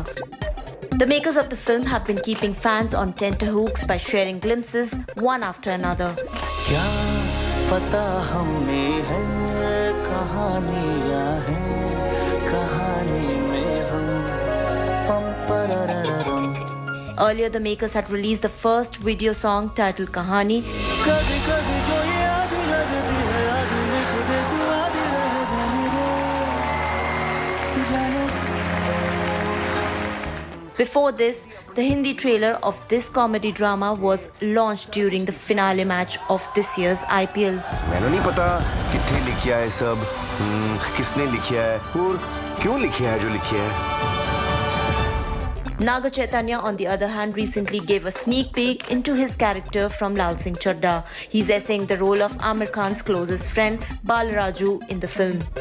Directed by Advait Chandan, Lal Singh Chaddha is the Hindi adaptation of Tom Hanks' starrer Forrest Gump and also features Kareena Kapoor Khan and Mona Singh in pivotal roles.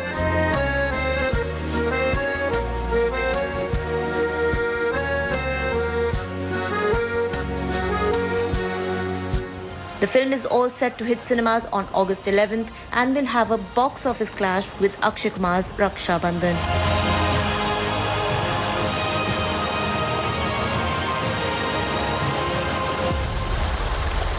मेरी mummy कहती थी कि जिंदगी गोलगप्पे जैसी होती है, पेट पले ही पर जावे, मन नहीं परता.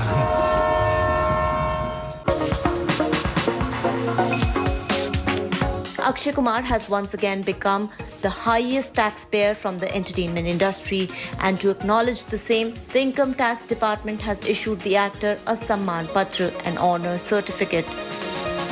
Considering the number of films Akshay does per year, along with his endorsement deals, it isn't a hard guess, and if reports are to be believed, the actor has retained the title of the highest taxpayer for the 5th time. On work front, Akshay Kumar was last seen in historical drama Samrat Prithvi Raj, in which he played the titular role. Prithvi Raj Chauhan का दिल्ली के सिंहासन पर राज्याभिषेक किया जाता है. He's now currently shooting in the UK for filmmaker Tino Suresh Desai. In the yet-to-be-titled film, he will be seen essaying the role of a savior. A leaked photo from the sets went viral on social media, in which he can be seen sporting a red turban and dense beard. As far as Akshay's other projects are concerned, the actor has multiple releases lined up, including Raksha Bandhan, in which he will be seen opposite Bhumi Pednekar. बहनों की शादी हो जाएगी, मैं ले आऊंगा. इनकी शादी?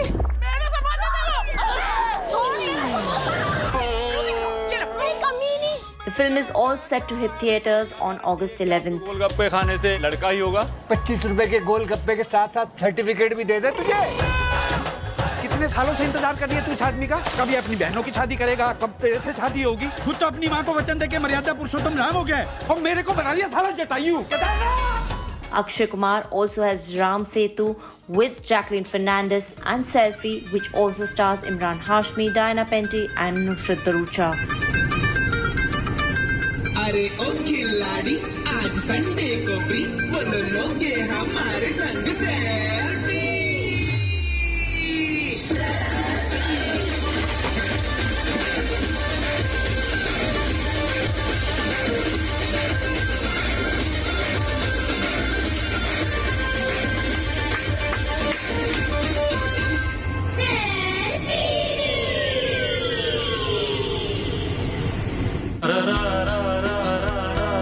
हरिश्चंद्र घाट पे रहते हैं, पैदा भी वहीं हुए थे. लकड़ी उठाना, मुर्दा जलाना, ये काम करते हैं हम. देखना तुमको.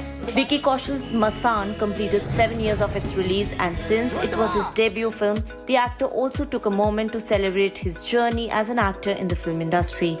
To mark the occasion, Vicky shared these throwback pictures from the sets of his first film as a main lead. The actor captioned the post as "7 saal ho gaye, dil se shukriya." From Zoya Akhtar to Ishan Khattar, several friends from the film fraternity took to comment section to congratulate the actor on his achievement. Proud father Shyam Kaushal also expressed his gratitude. लड़की है पर cast है दोस्त, ज्यादा सेंटिमेंटी मत होना. कभी film से मोल भाव मत करिएगा. साबुन बेचने आए हैं आपके दरवाजे पे. Directed by Neeraj Khewan, Masan dealt with the issues of casteist society and shows the tragic love story between a lower caste boy and an upper caste girl. The film also featured Richa Chadda and Shweta Tripathi in key roles.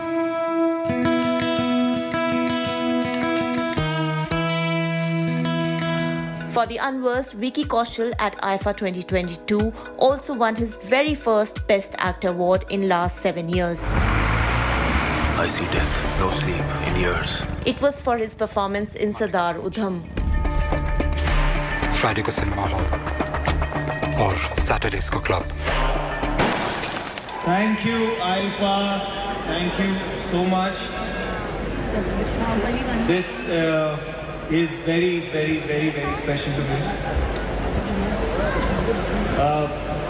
7 साल हुए मुझे फिल्मों में काम किए हुए और बहुत छोटा सफर है अभी तक। Vicky Kaushal, who recently returned from Maldives vacation, now has a couple of interesting projects lined up, including Meghna Gulzar's Sam Bahadur, which is based on the life of India's first Field Marshal Sam Manekshaw, and also features Sania Malhotra and Fatima Sana Sheikh in key roles. He also has Lakshman Utekar's Next with Sara Ali Khan in his kitty, the shooting of which was done extensively in Madhya Pradesh. मेरा नाम Emmanuel राजकुमार junior है। कुछ साल पहले मुझे ऑस्ट्रोसार्कोमा छू के निकल गया। But I am a fighter. मेरा नाम किसी बासु है। क्यों है मत पूछो। मुझे कैंसर है। एक था राजा, एक थी रानी, दोनों मर गए, खत्म कहानी। Late actor Sushant Singh Rajput's last film, Dil Bechara, completed 2 years of its release. To mark the occasion, his co-star from the film, Sanjana Sanghi, took to social media to share this video. She captioned the post as 2 years of the magical world of Kizzy and Manny and an eternity to go. Thank you for all your love. It has truly been insurmountable. किसी बासु ने खुल के जीने का तरीका हमेशा के लिए सिखा दिया। #2 years of Dil Bechara, #miss you Manny, #July 24th, #Dil Bechara.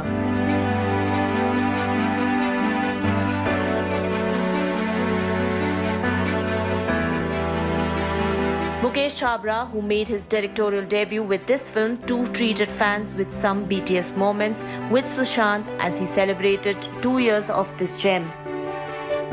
Dil Bechara skipped theatrical release and was in fact premiered on the OTT platform. मेरा नाम इमैनुअल राजकुमार जूनियर है।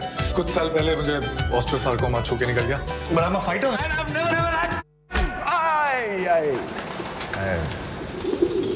The film was based on John Green's 2012 novel The Fault in Our Stars. सरी का मतलब हद से सरी हमारा वर्ड है। Entertainment Bureau, India Today.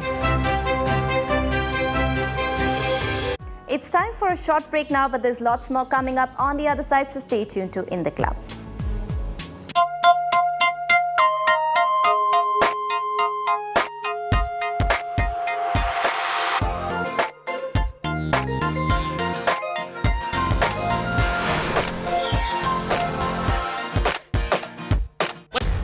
इस समय पूरी दुनिया में लोग कंफ्यूज्ड हैं। वो समझ नहीं पा रहे हैं क्या सही है, क्या गलत है, क्या सच है, क्या झूठ है। और ये स्पष्टता हम आपको अपने इस नए शो में देंगे। सब कुछ ब्लैक एंड व्हाइट में बताएंगे। इस शो में मेरे बालों के अलावा कुछ ग्रे नहीं होगा। हर खबर ब्लैक एंड व्हाइट की तरह बिल्कुल स्पष्ट होगी।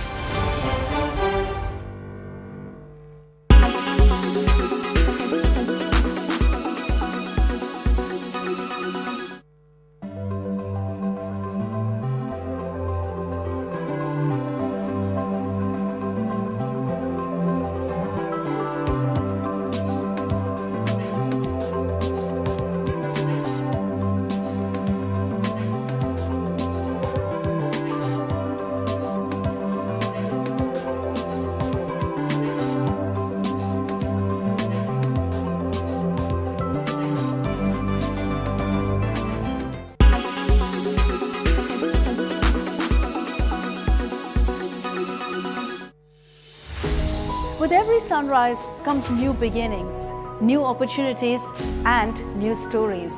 And that's why we're first up. While you're sleeping, we're hard at work to ensure you get the perfect news shot every morning. Get you all the updates.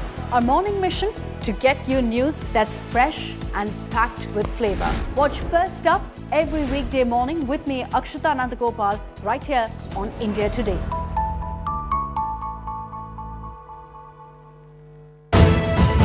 You are watching India Today.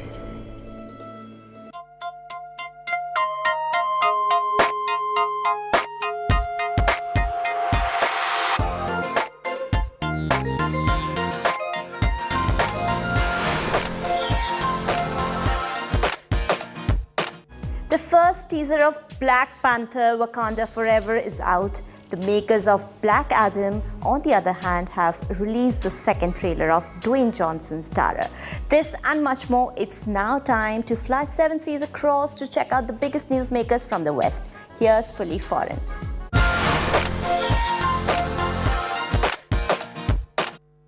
No woman, no cry. No woman, no cry. The first teaser of Black Panther Wakanda Forever is out with the tune of Bob Marley's song No Woman, No Cry. No woman, no cry. Playing in the background, the teaser shows the original cast mourning the loss of the title character, essayed by the late Chadwick Boseman, who died after a 4-year battle with colon cancer.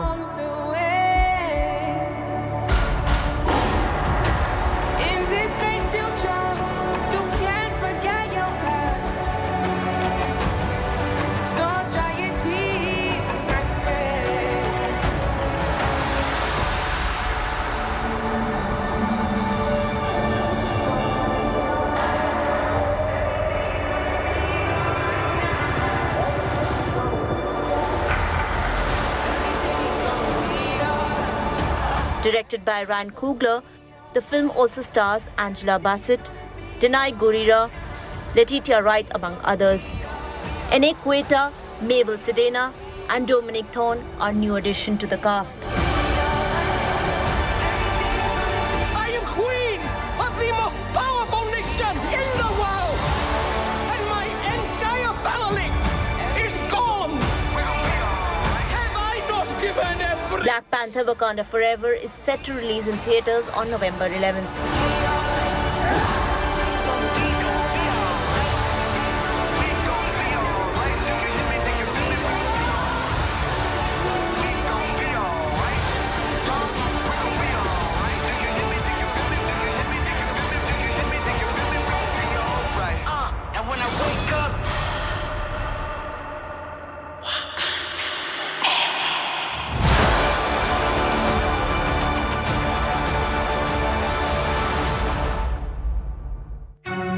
I'm an idiot. It's showtime! I don't deserve these powers, if I'm being honest. Like, what am I even contributing? The new trailer of Shazam, Fury of the Gods, is finally out, and it shows the adult superhero Billy Batson, played by Zachary Levi, questioning his ability as a hero, comparing himself to the members of the Justice League in a humorous way.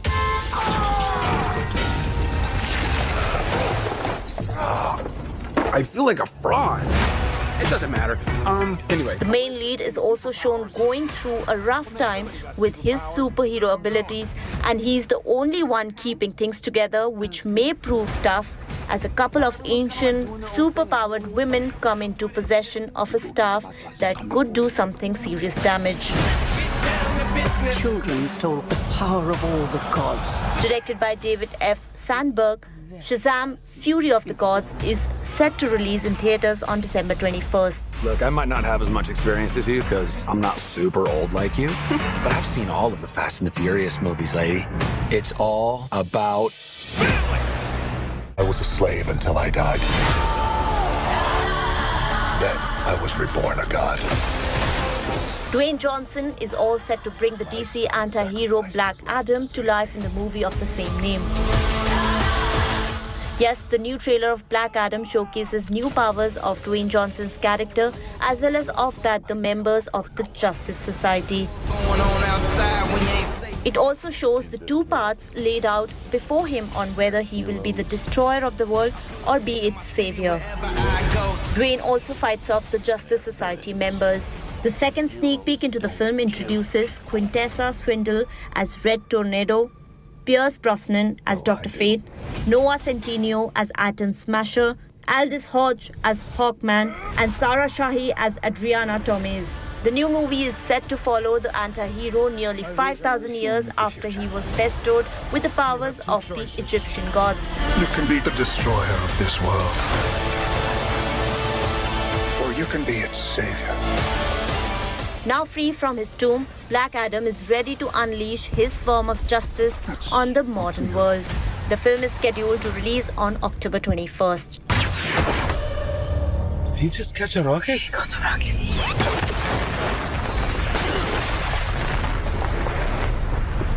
That's all we could pack in the show today, but tune into In the Club from Monday to Friday at 2:30 p.m. and 11:30 p.m. only on India Today. Also, do not forget to send me your feedback on Twitter handle. This is me, Dipali Patel, signing off. Till next time, thanks for watching and goodbye.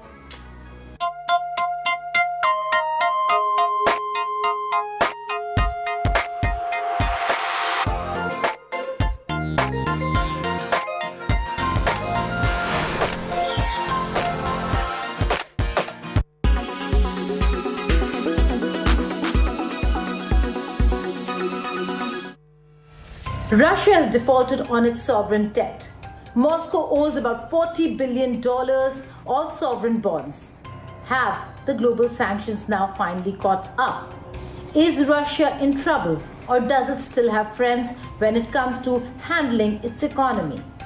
The foreign assets and foreign currency that have been frozen by the international bodies is a grave concern for Russia, given that even if Russia wants to make the payments, it really cannot.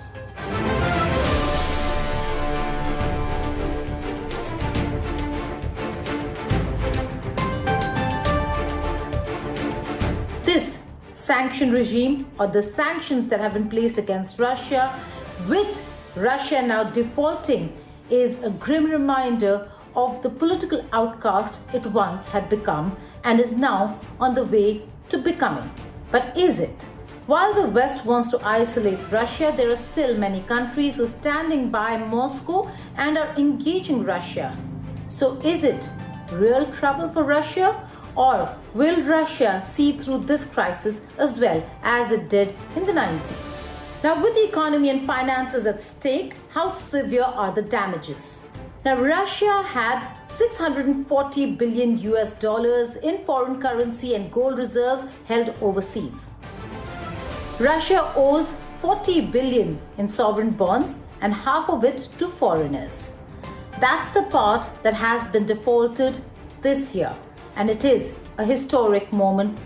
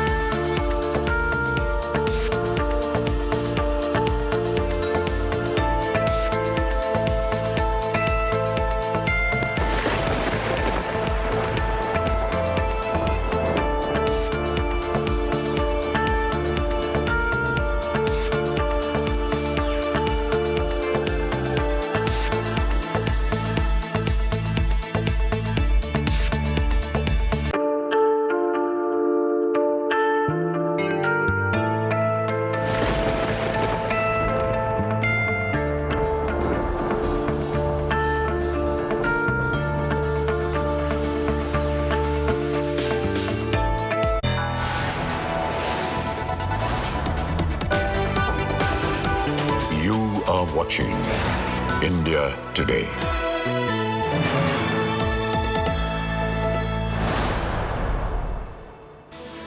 Very good afternoon and thanks for being with us on India Today. I'm Chaiti Narula, joining you with all the top stories. Let's begin with the headlines first. Recruitment scam haunts the Mamata government. ED takes arrested TMC Minister Partha Chatterjee to Bhubaneswar. Aims for the medical test after High Court order. Chor chor chants greet Partha Chatterjee.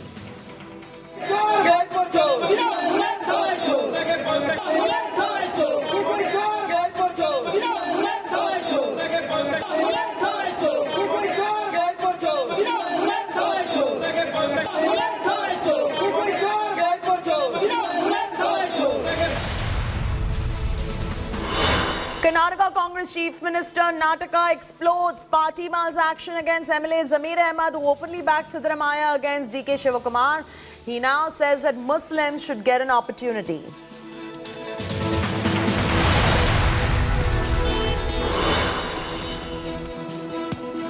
Bid to disrupt communal harmony amidst Kavar Yatra in UP's Bijnor. 2 attackers donning saffron destroyed tombs. Arrested accused identified as Kamal and Adil.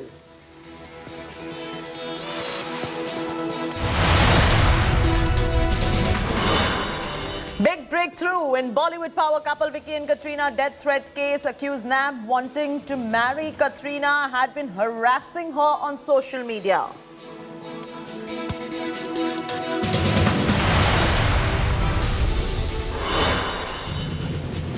Draupadi Murmu takes oath as the 15th President of India. India welcomes first tribal president. Murmu recounts her roots in her maiden speech.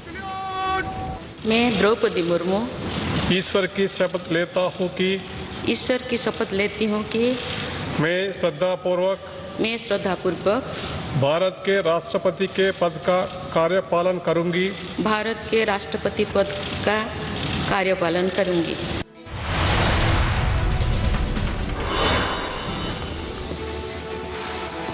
Monkeypox alert in India. A total of 4 cases reported. 16 labs set up for testing samples. WHO calls it a global emergency.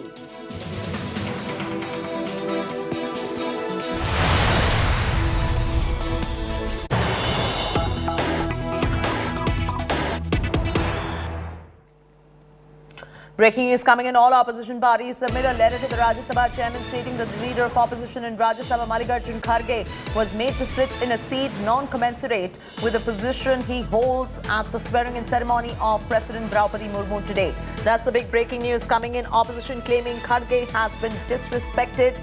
That is their claim for the moment. We'll get our reporters to bring you up to speed with the very latest developments that are taking place. Kharge not given proper seat as per his status. That is the accusation coming in from the opposition parties.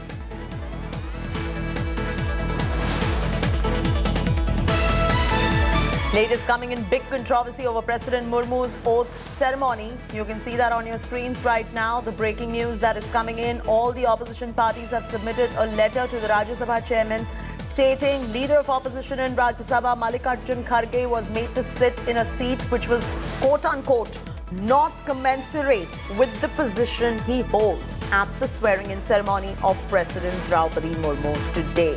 To get us a better sense of what really happened there, Maushami will be joining us in just moments from now to bring us up to speed with this entire controversy. Maushami's with us at the moment. Maushami, where was he made to sit at the back of which this accusation is coming in from the opposition parties? Chaiti, apparently the controversy erupted because Mallikarjun Kharge should have been seated along with the other top members as far as the constitutional post is concerned.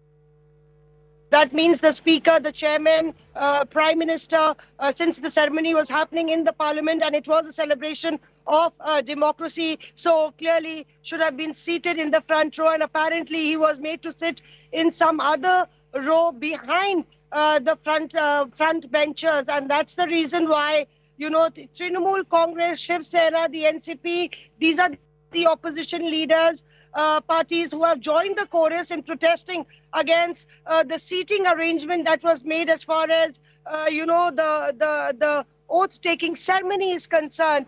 We are joined by Jagdambika Pal, who will give us an instant reaction to the controversy that is breaking out.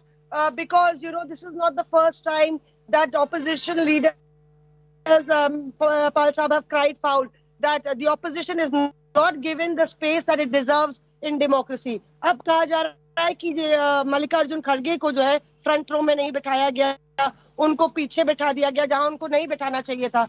नेता विपक्ष के तौर पे Congress and opposition, they are unnecessarily dragging this issue. I was also part of that ceremonial function. I was sitting in Central Hall. I have seen with own eyes. He was sitting in the front row where Prime Minister also used to sit in the front row. And in second, third row on the...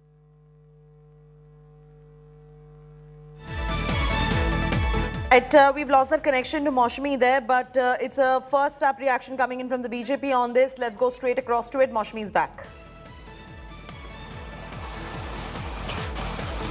Yes. On level judges of Supreme Court, they were occupied the seat in the second row, third row, fourth row, because all the judges of the Honorable Supreme Court, they have been invited, all the governors, all the chief ministers of the respective states, irrespective of party and any, there was a ceremonial function, and he had been given a first row where only Prime Minister, Cabinet Minister, same row he was sitting. I think so. I don't know what is now, whether they are mentally bankrupt, why they are just bringing this issue, and now they are making a controversy. I think so. This is not the occasion. Do you think that he came in late? That's the reason that he could not probably get the seating positioning that he deserved. When I was entering into Central Hall, so he was standing there. I think so. Mr. Mallikarjun Kharge and Adhir Ranjan Chaudhary, they were waiting for the Srimati Sonia Gandhi. But they were sitting in the first row. All Sonia Gandhi, Adhir Ranjan Chaudhary, Mallikarjun Kharge. In the first row only, all the Council of Ministers, Cabinet, Prime Minister, and leader of the opposition. So I think so where this issue, which was just they have raised by the opposition, all the parties, I think unnecessary. Unnecessary. The issue is being raked up unnecessarily, Chaiti. That's what the BJP leader has to say. So, you have a reaction coming in from the BJP saying that the opposition is unnecessarily raking up this particular issue. And in the second row, like he mentioned, that there were senior judges of the Supreme Court sitting right there as well. So, Maushami, what is their biggest contention if he was made to sit in a row behind? I mean, how does it matter? Absolutely. It is a prerogative of the speaker. Right. Already all the seating arrangements was made by name. Every seat was allotted, even for member of parliament, even for the judges, even for the governor, even for the chief minister, even for the council of ministers. So I think so he has been given the same position, same protocol. I don't know. I fail to understand why is it the issue in the ceremonial functions where the president, head of the state was taking the office, and if Congress party and others, if they are only, I think so people had not given a mandate. At least they I think so they have, I don't know if these are the issues, they don't have any issue. I think so that's why they are raising such type of issue. So there you are, Chaiti. I believe that the Congress party and the opposition were unhappy over the positioning of Mallikarjun Kharge, who is the leader of the opposition and should have been seated very close to as the Prime Minister and the top ministers of the government, and was not given the proper positioning as far as his seating is concerned, and that's the issue that the opposition has raked up, writing to the Rajya Sabha chairman. We should also get a reaction from the opposition parties on this. We have the Bharatiya Janata Party's response to this. For now, thanks so much, Maushami, for joining us with the very latest details.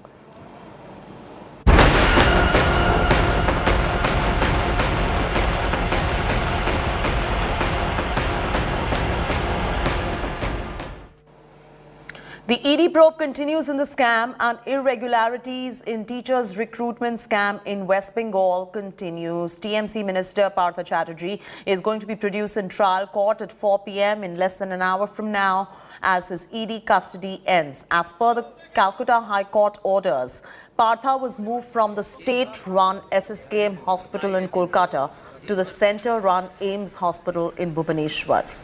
Chor chants were all being heard as at AIIMS for the arrested Partha Chatterjee. As soon as the disgraced minister was wheeled in, the crowd present there broke into chor chants to stir up the TMC leader.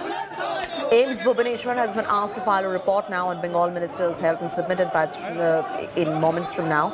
As per the ED memo, after his arrest, Partha dialed Bengal Chief Minister Mamata Banerjee 4 times, but none of his calls were received by her. Partha's aide, Arpita Mukherjee, was also sent to a one-day ED custody. She is currently undergoing medical checkup before being produced in court today. We have constituted the committee and then we'll examine. This is just we have seen the patient. So the detail we'll see and then let you know what exactly. This is the just beginning. We have not We have not gone in detail, all the investigation, everything. Then we'll let you know everything. ED court के आदेश से जो काम चल रहा है, तो ED अपने तैयारी के साथ काम कर रही है। आज तक जो लोग सीबीआई ईडी का विरोध कर रहे थे, आज उनका इंक्वायरी जल्दी हो ये सब बोल रहे हैं, क्या अधिकार है उनका? अब जो काम कर रहा है, जिनका हाथ लगा है इतना डॉक्यूमेंट, वो आगे भी करेंगे, उम्मीद है। और मुझे लगता है कि बहुत जल्दी और कुछ देखने को मिलेगा, जिससे बंगाल के लोग अभी तक दुखी थे, पीड़ित थे कि यहाँ भ्रष्टाचार चरम पर है, कोई न्याय नहीं हो रहा है, उनको कम से कम न्याय मिलेगा। Mr. Partha Chatterjee, who was arrested for the recruitment scam. So the ED and the CBI actually have recovered a lot of money from Partha Chatterjee and his close associates. So it is a classic example of how Mamata is running a corrupt government in West Bengal. You know, you know, whenever you are in trouble, you call up the person who is closest to you.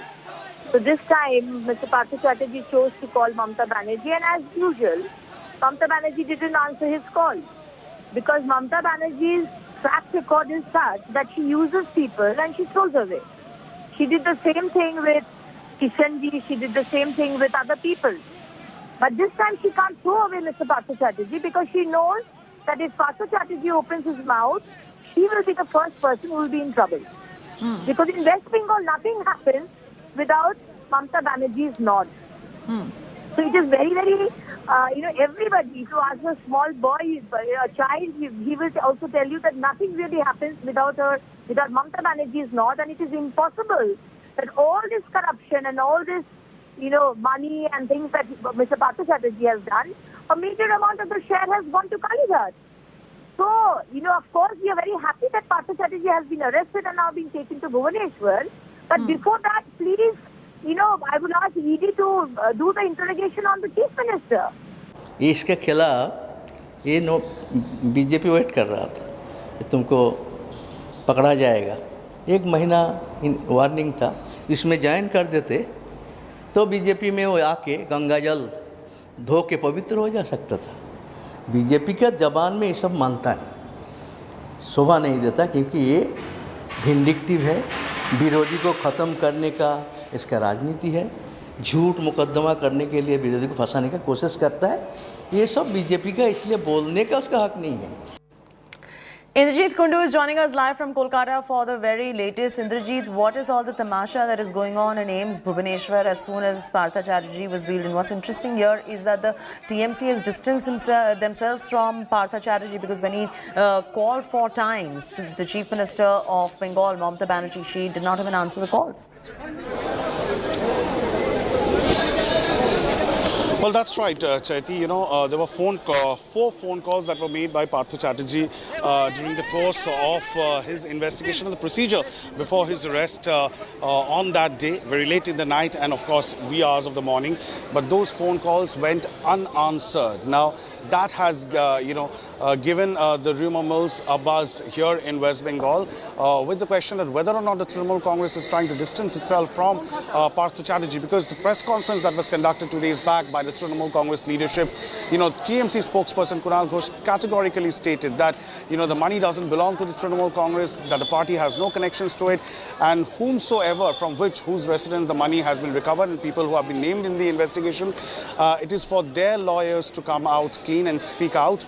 And since the matter is before the court, if somebody is proven guilty, that person will be taken to task by the party. So it's a very unlike TMC response, the kind of response that we've seen last time with ministers like Firhad Hakim were arrested by the CBI.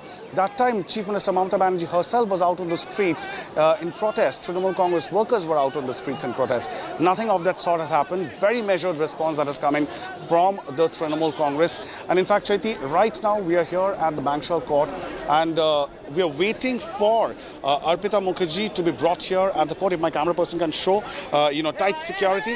At the same time, Partha Chatterjee, who is undergoing treatment at All India Institute of Medical Sciences in Bhubaneswar, as per the court's order. Now, he will also be produced before court through a video link. So the ED, Central Agency Enforcement Directorate, of course, going to seek additional remand for both Partha Chatterjee and Arpita Mukherjee for further interrogation. And of course, they would be trying to bring both of them face to face to cross-question them. And for that, they would require further remand. So that is exactly what is going to happen at this special court in Kolkata. Thanks, Indrajit, for joining us with the very latest details. After the arrest, Partha Chatterjee dialed Bengal Chief Minister Mamata Banerjee, as I was mentioning earlier. According to ED's arrest memo, while being arrested, Partha told ED officials that he intended to inform Mamata about this arrest. Partha tried Mamata's number 2:12 a.m., 2:31 a.m., 3:37 a.m. on Saturday and 9:35 a.m. on Sunday. Mamata reportedly did not pick up any of Partha's calls. As per the process, whenever a person is arrested, he or she can inform one person who can be a family member or a relative or a friend.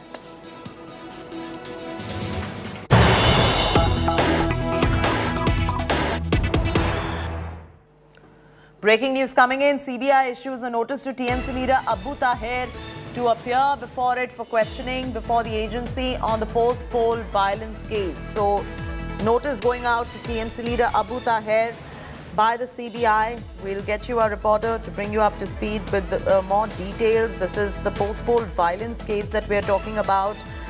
Notice going out to Abu Taher in this particular case. He is a TMC leader. This is in the case of the post-poll violence that you ended up seeing. The CBI earlier had even summoned many TMC members as well. And now Abu Taher, who is a TMC leader, has got a notice from the CBI. CBI has issued a notice to TMC leader Abu Taher to appear before questioning before the agency on the post-poll violence case. We'll wait and watch to see whether he does end up appearing or not. This was a post-poll violence case in Nandigram. In fact, even earlier, the CBI has been asking TMC members to appear on this particular case. After the announcement of the assembly polls last year, you remember there was violence that has broken out in Nandigram. And this is the case we're talking about. The CBI has been directed by the Calcutta High Court to take up the post-poll violence case. They are also probing this matter in much detail. Indrajit is now joining us. Indrajit, notice going out to TMC leader Abu Taher to appear before the agency. Will he appear? Will he skip the summons?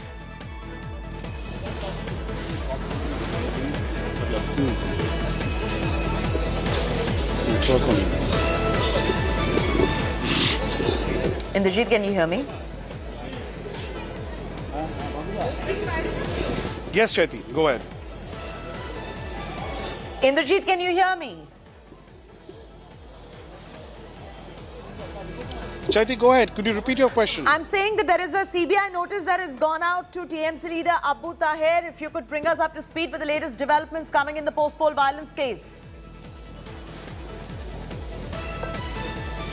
Well, that's right, Chaiti. At a time when, central agencies are turning the heat on the TMC leadership with the arrest of Partha Chatterjee, now another notice has been sent, this time by the CBI, asking Abu Taher, important leader from East Midnapur district of West Bengal, to join the probe in the post-poll violence case. In fact, Taher was asked to join the questioning today in Haldia at the Kolkata Port Trust office in Haldia. However, Taher did not come and appear for the questioning today. But clearly, the CBI is mounting its heat on the Trinamool Congress right now, not just in the SSC scam probe, but also in other probes that have been conducted by the central agency at this point in time. Chaiti. Absolutely. We'll continue updating you more on this story. For now, thanks so much, Indrajit, for joining us with the very latest details right there Fight over Chief Minister post explodes in Karnataka Congress. Party veterans Siddaramaiah and DK Shivakumar have now locked horns over the Chief Minister's post and openly flexing muscle. Siddaramaiah loyalist Zamir Ahmed has now backed him as the Congress Chief Ministerial face. The move did not go down well with the Karnataka Congress. The party is now mulling action over Zamir. It has made disciplinary action committee which is examining the statements. Ahmed also said that Muslims should get an opportunity as they represent 15% of the population. Meanwhile, MLA Zamir Ahmed remains defiant and says no one can shut my mouth, and added that he just shared his opinion and there is nothing wrong in it. The Siddaramaiah DKS rivalry has torn the Congress party, with the polls being just round the corner.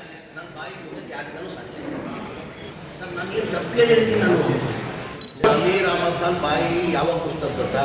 ನನ್ನ ಸತ್ರನೇ ನನ್ನ ಬಾಯಿ ಮುಚ್ಚಕ್ಕೆ ನನ್ನ ಸತ್ರನೇ ಬಾಯಿ ಮುಚ್ಚಕ್ಕೆ ನನ್ನ ಬಾಯಿ ಮುಚ್ಚಕ್ಕೆ ಯಾರಿಗೂ ಸಾಧ್ಯ sir. ನಾನು ಏನು ತಪ್ಪೇನು ಹೇಳಿದ್ದೀನಿ? ನಾನು ಜನಗಳು ಅಭಿಪ್ರಾಯ ಹೇಳ್ತೀನಿ, ನನ್ನ ಅಭಿಪ್ರಾಯ ಹೇಳಿದ್ದೀನಿ. ರಾಜ್ಯದಲ್ಲಿ ಎಲ್ಲ ಕಡೆ ಪ್ರವಾಸ ಮಾಡ್ತಾ ಇದ್ದೀನಿ, ನನ್ನ ಅಭಿಪ್ರಾಯ ಹೇಳ್ತೀನಿ. ಇವಾಗ ಈ ಜನಗಳಲ್ಲಿ ಕೇಳಿ ಅಭಿಪ್ರಾಯ, ಜನಗಳಲ್ಲಿ ಕೇಳಿ ಅಭಿಪ್ರಾಯ, ಜನ ಅಭಿಪ್ರಾಯ ನಾನು ಹೇಳಿದ್ರು ತಪ್ಪೇನಿದೆ?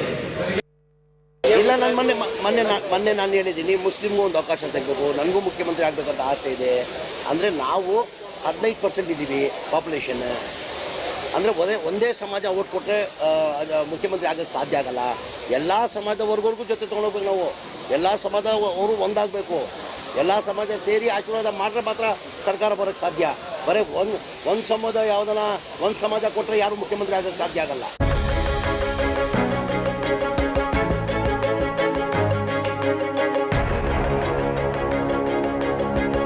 Karnataka elections are just months away and Congress as usual is in the disarray. Its veterans fighting each other and locked in an one-upmanship. The top brass flexing all the wrong muscles, beginning with former Chief Minister Siddaramaiah, whose supporters are planning a mega event called Siddarama Motsava to mark his 75th birthday on August 12th. The motive? To propel him as the Congress Chief Ministerial face.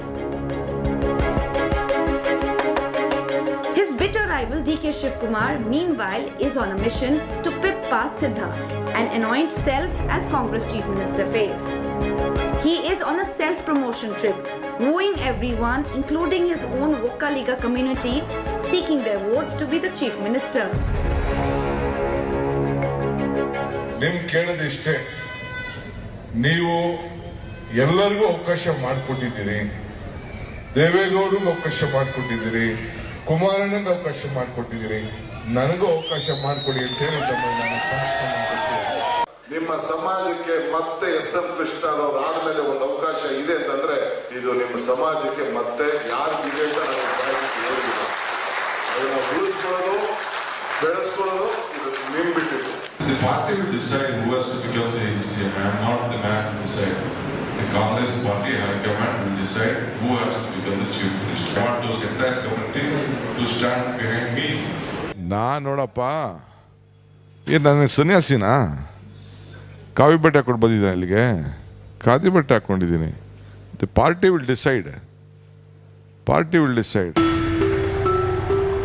Siddaramaiah loyalist Zamir Ahmed has now openly backed him as the Congress Chief Minister face.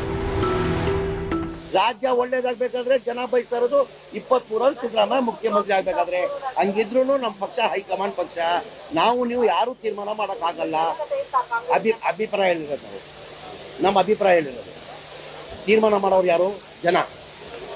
ಜನ ತೀರ್ಮಾನ ಮಾಡಬೇಕಾಗಿರೋದು. ಅಭಿಪ್ರಾಯ ಹೇಳೋದು ತಪ್ಪೇನಿಲ್ಲ. DK Shivakumar lashed out at Zamir Ahmed, literally asking him to shut up and stop worshipping his idol in the party.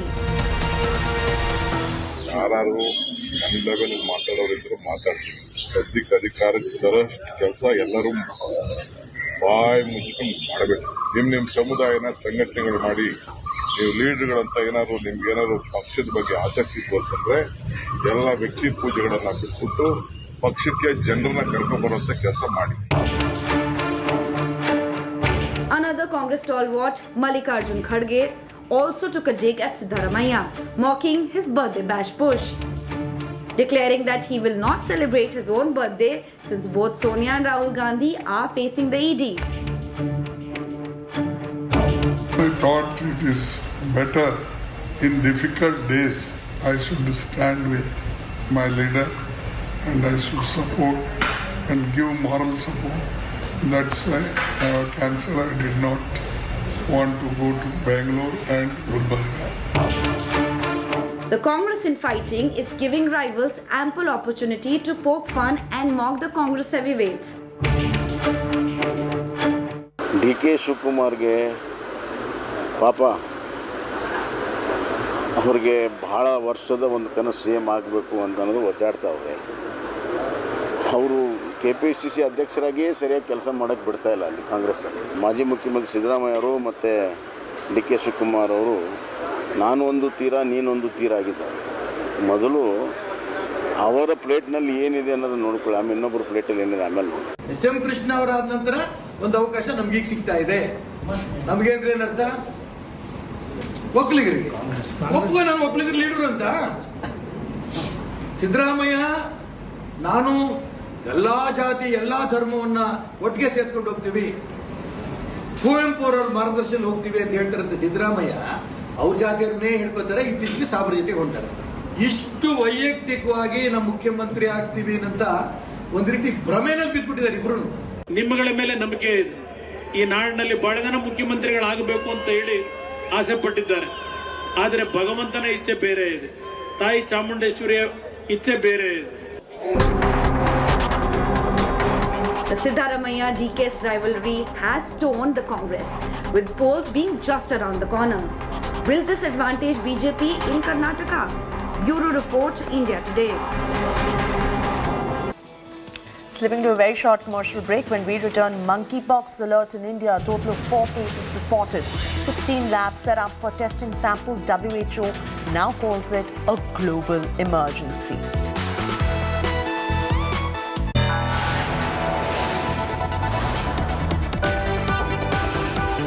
You are watching India Today.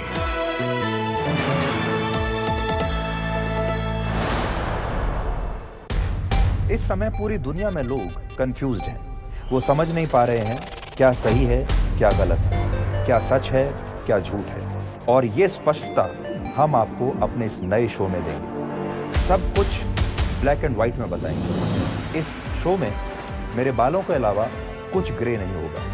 हर खबर black and white की तरह बिल्कुल स्पष्ट होगी।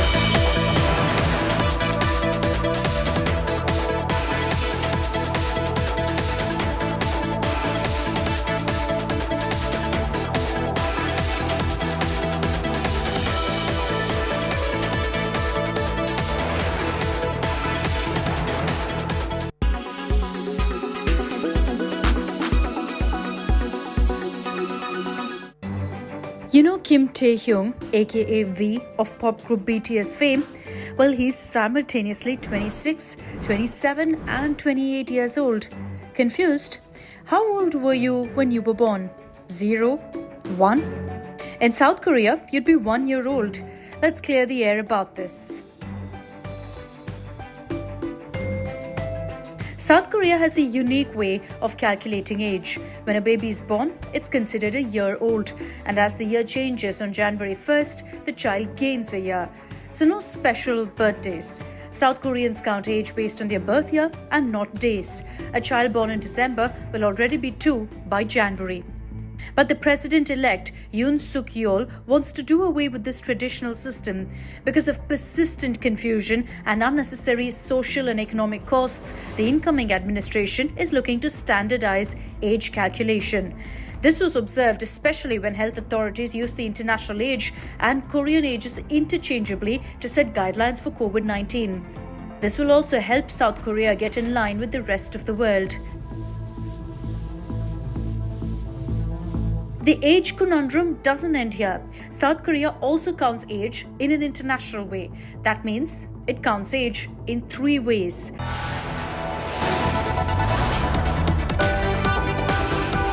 You are watching India Today.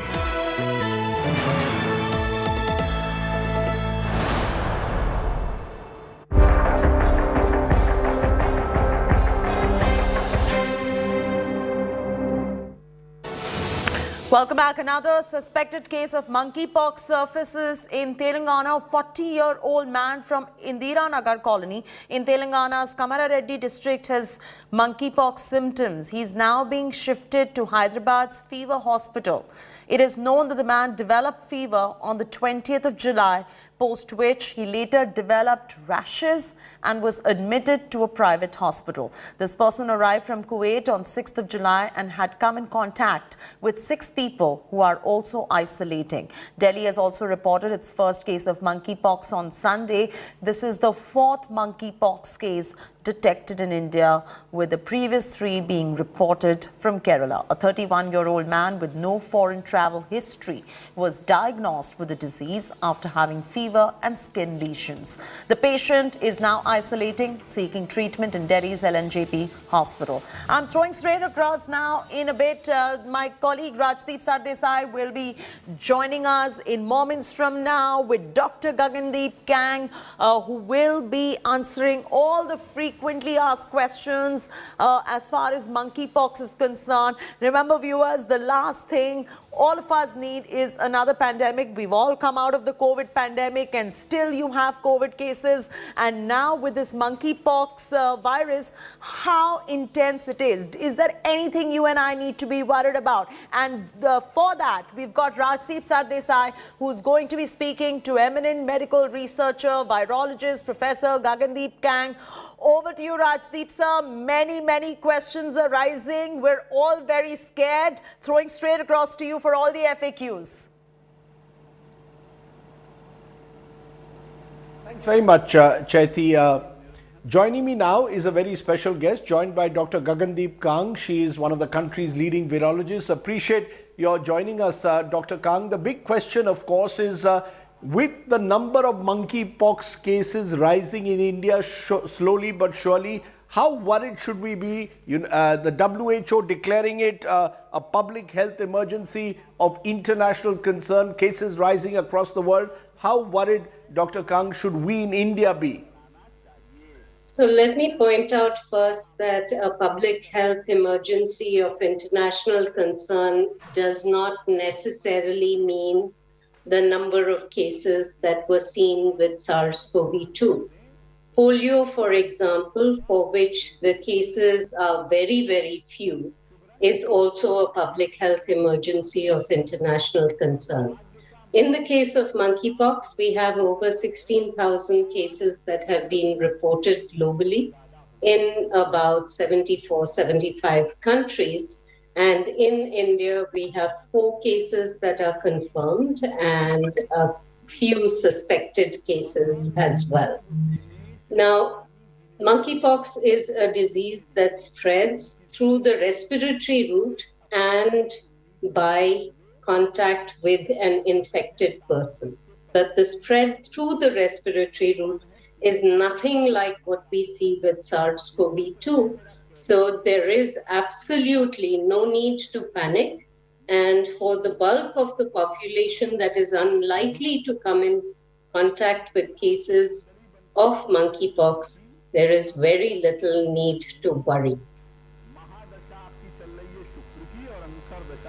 So you're saying there is very little need to worry, but the worries are coming from a couple of factors. One, initially we were told that it would be as a result of foreign travel. Someone's come from abroad and may have carried the disease with him, particularly or her, particularly from Africa. Now we are seeing cases that perhaps may have come without that necessary foreign travel contact. Should that be worrying? given the fact that we were told monkeypox, unlike COVID, doesn't transmit through air, through respiratory factors? Is there a possibility perhaps that some of these infections could, despite that, emerge in this country? Well, it's not true that it doesn't transmit through the respiratory route. It does, but it requires very close contact with the person who is infected. So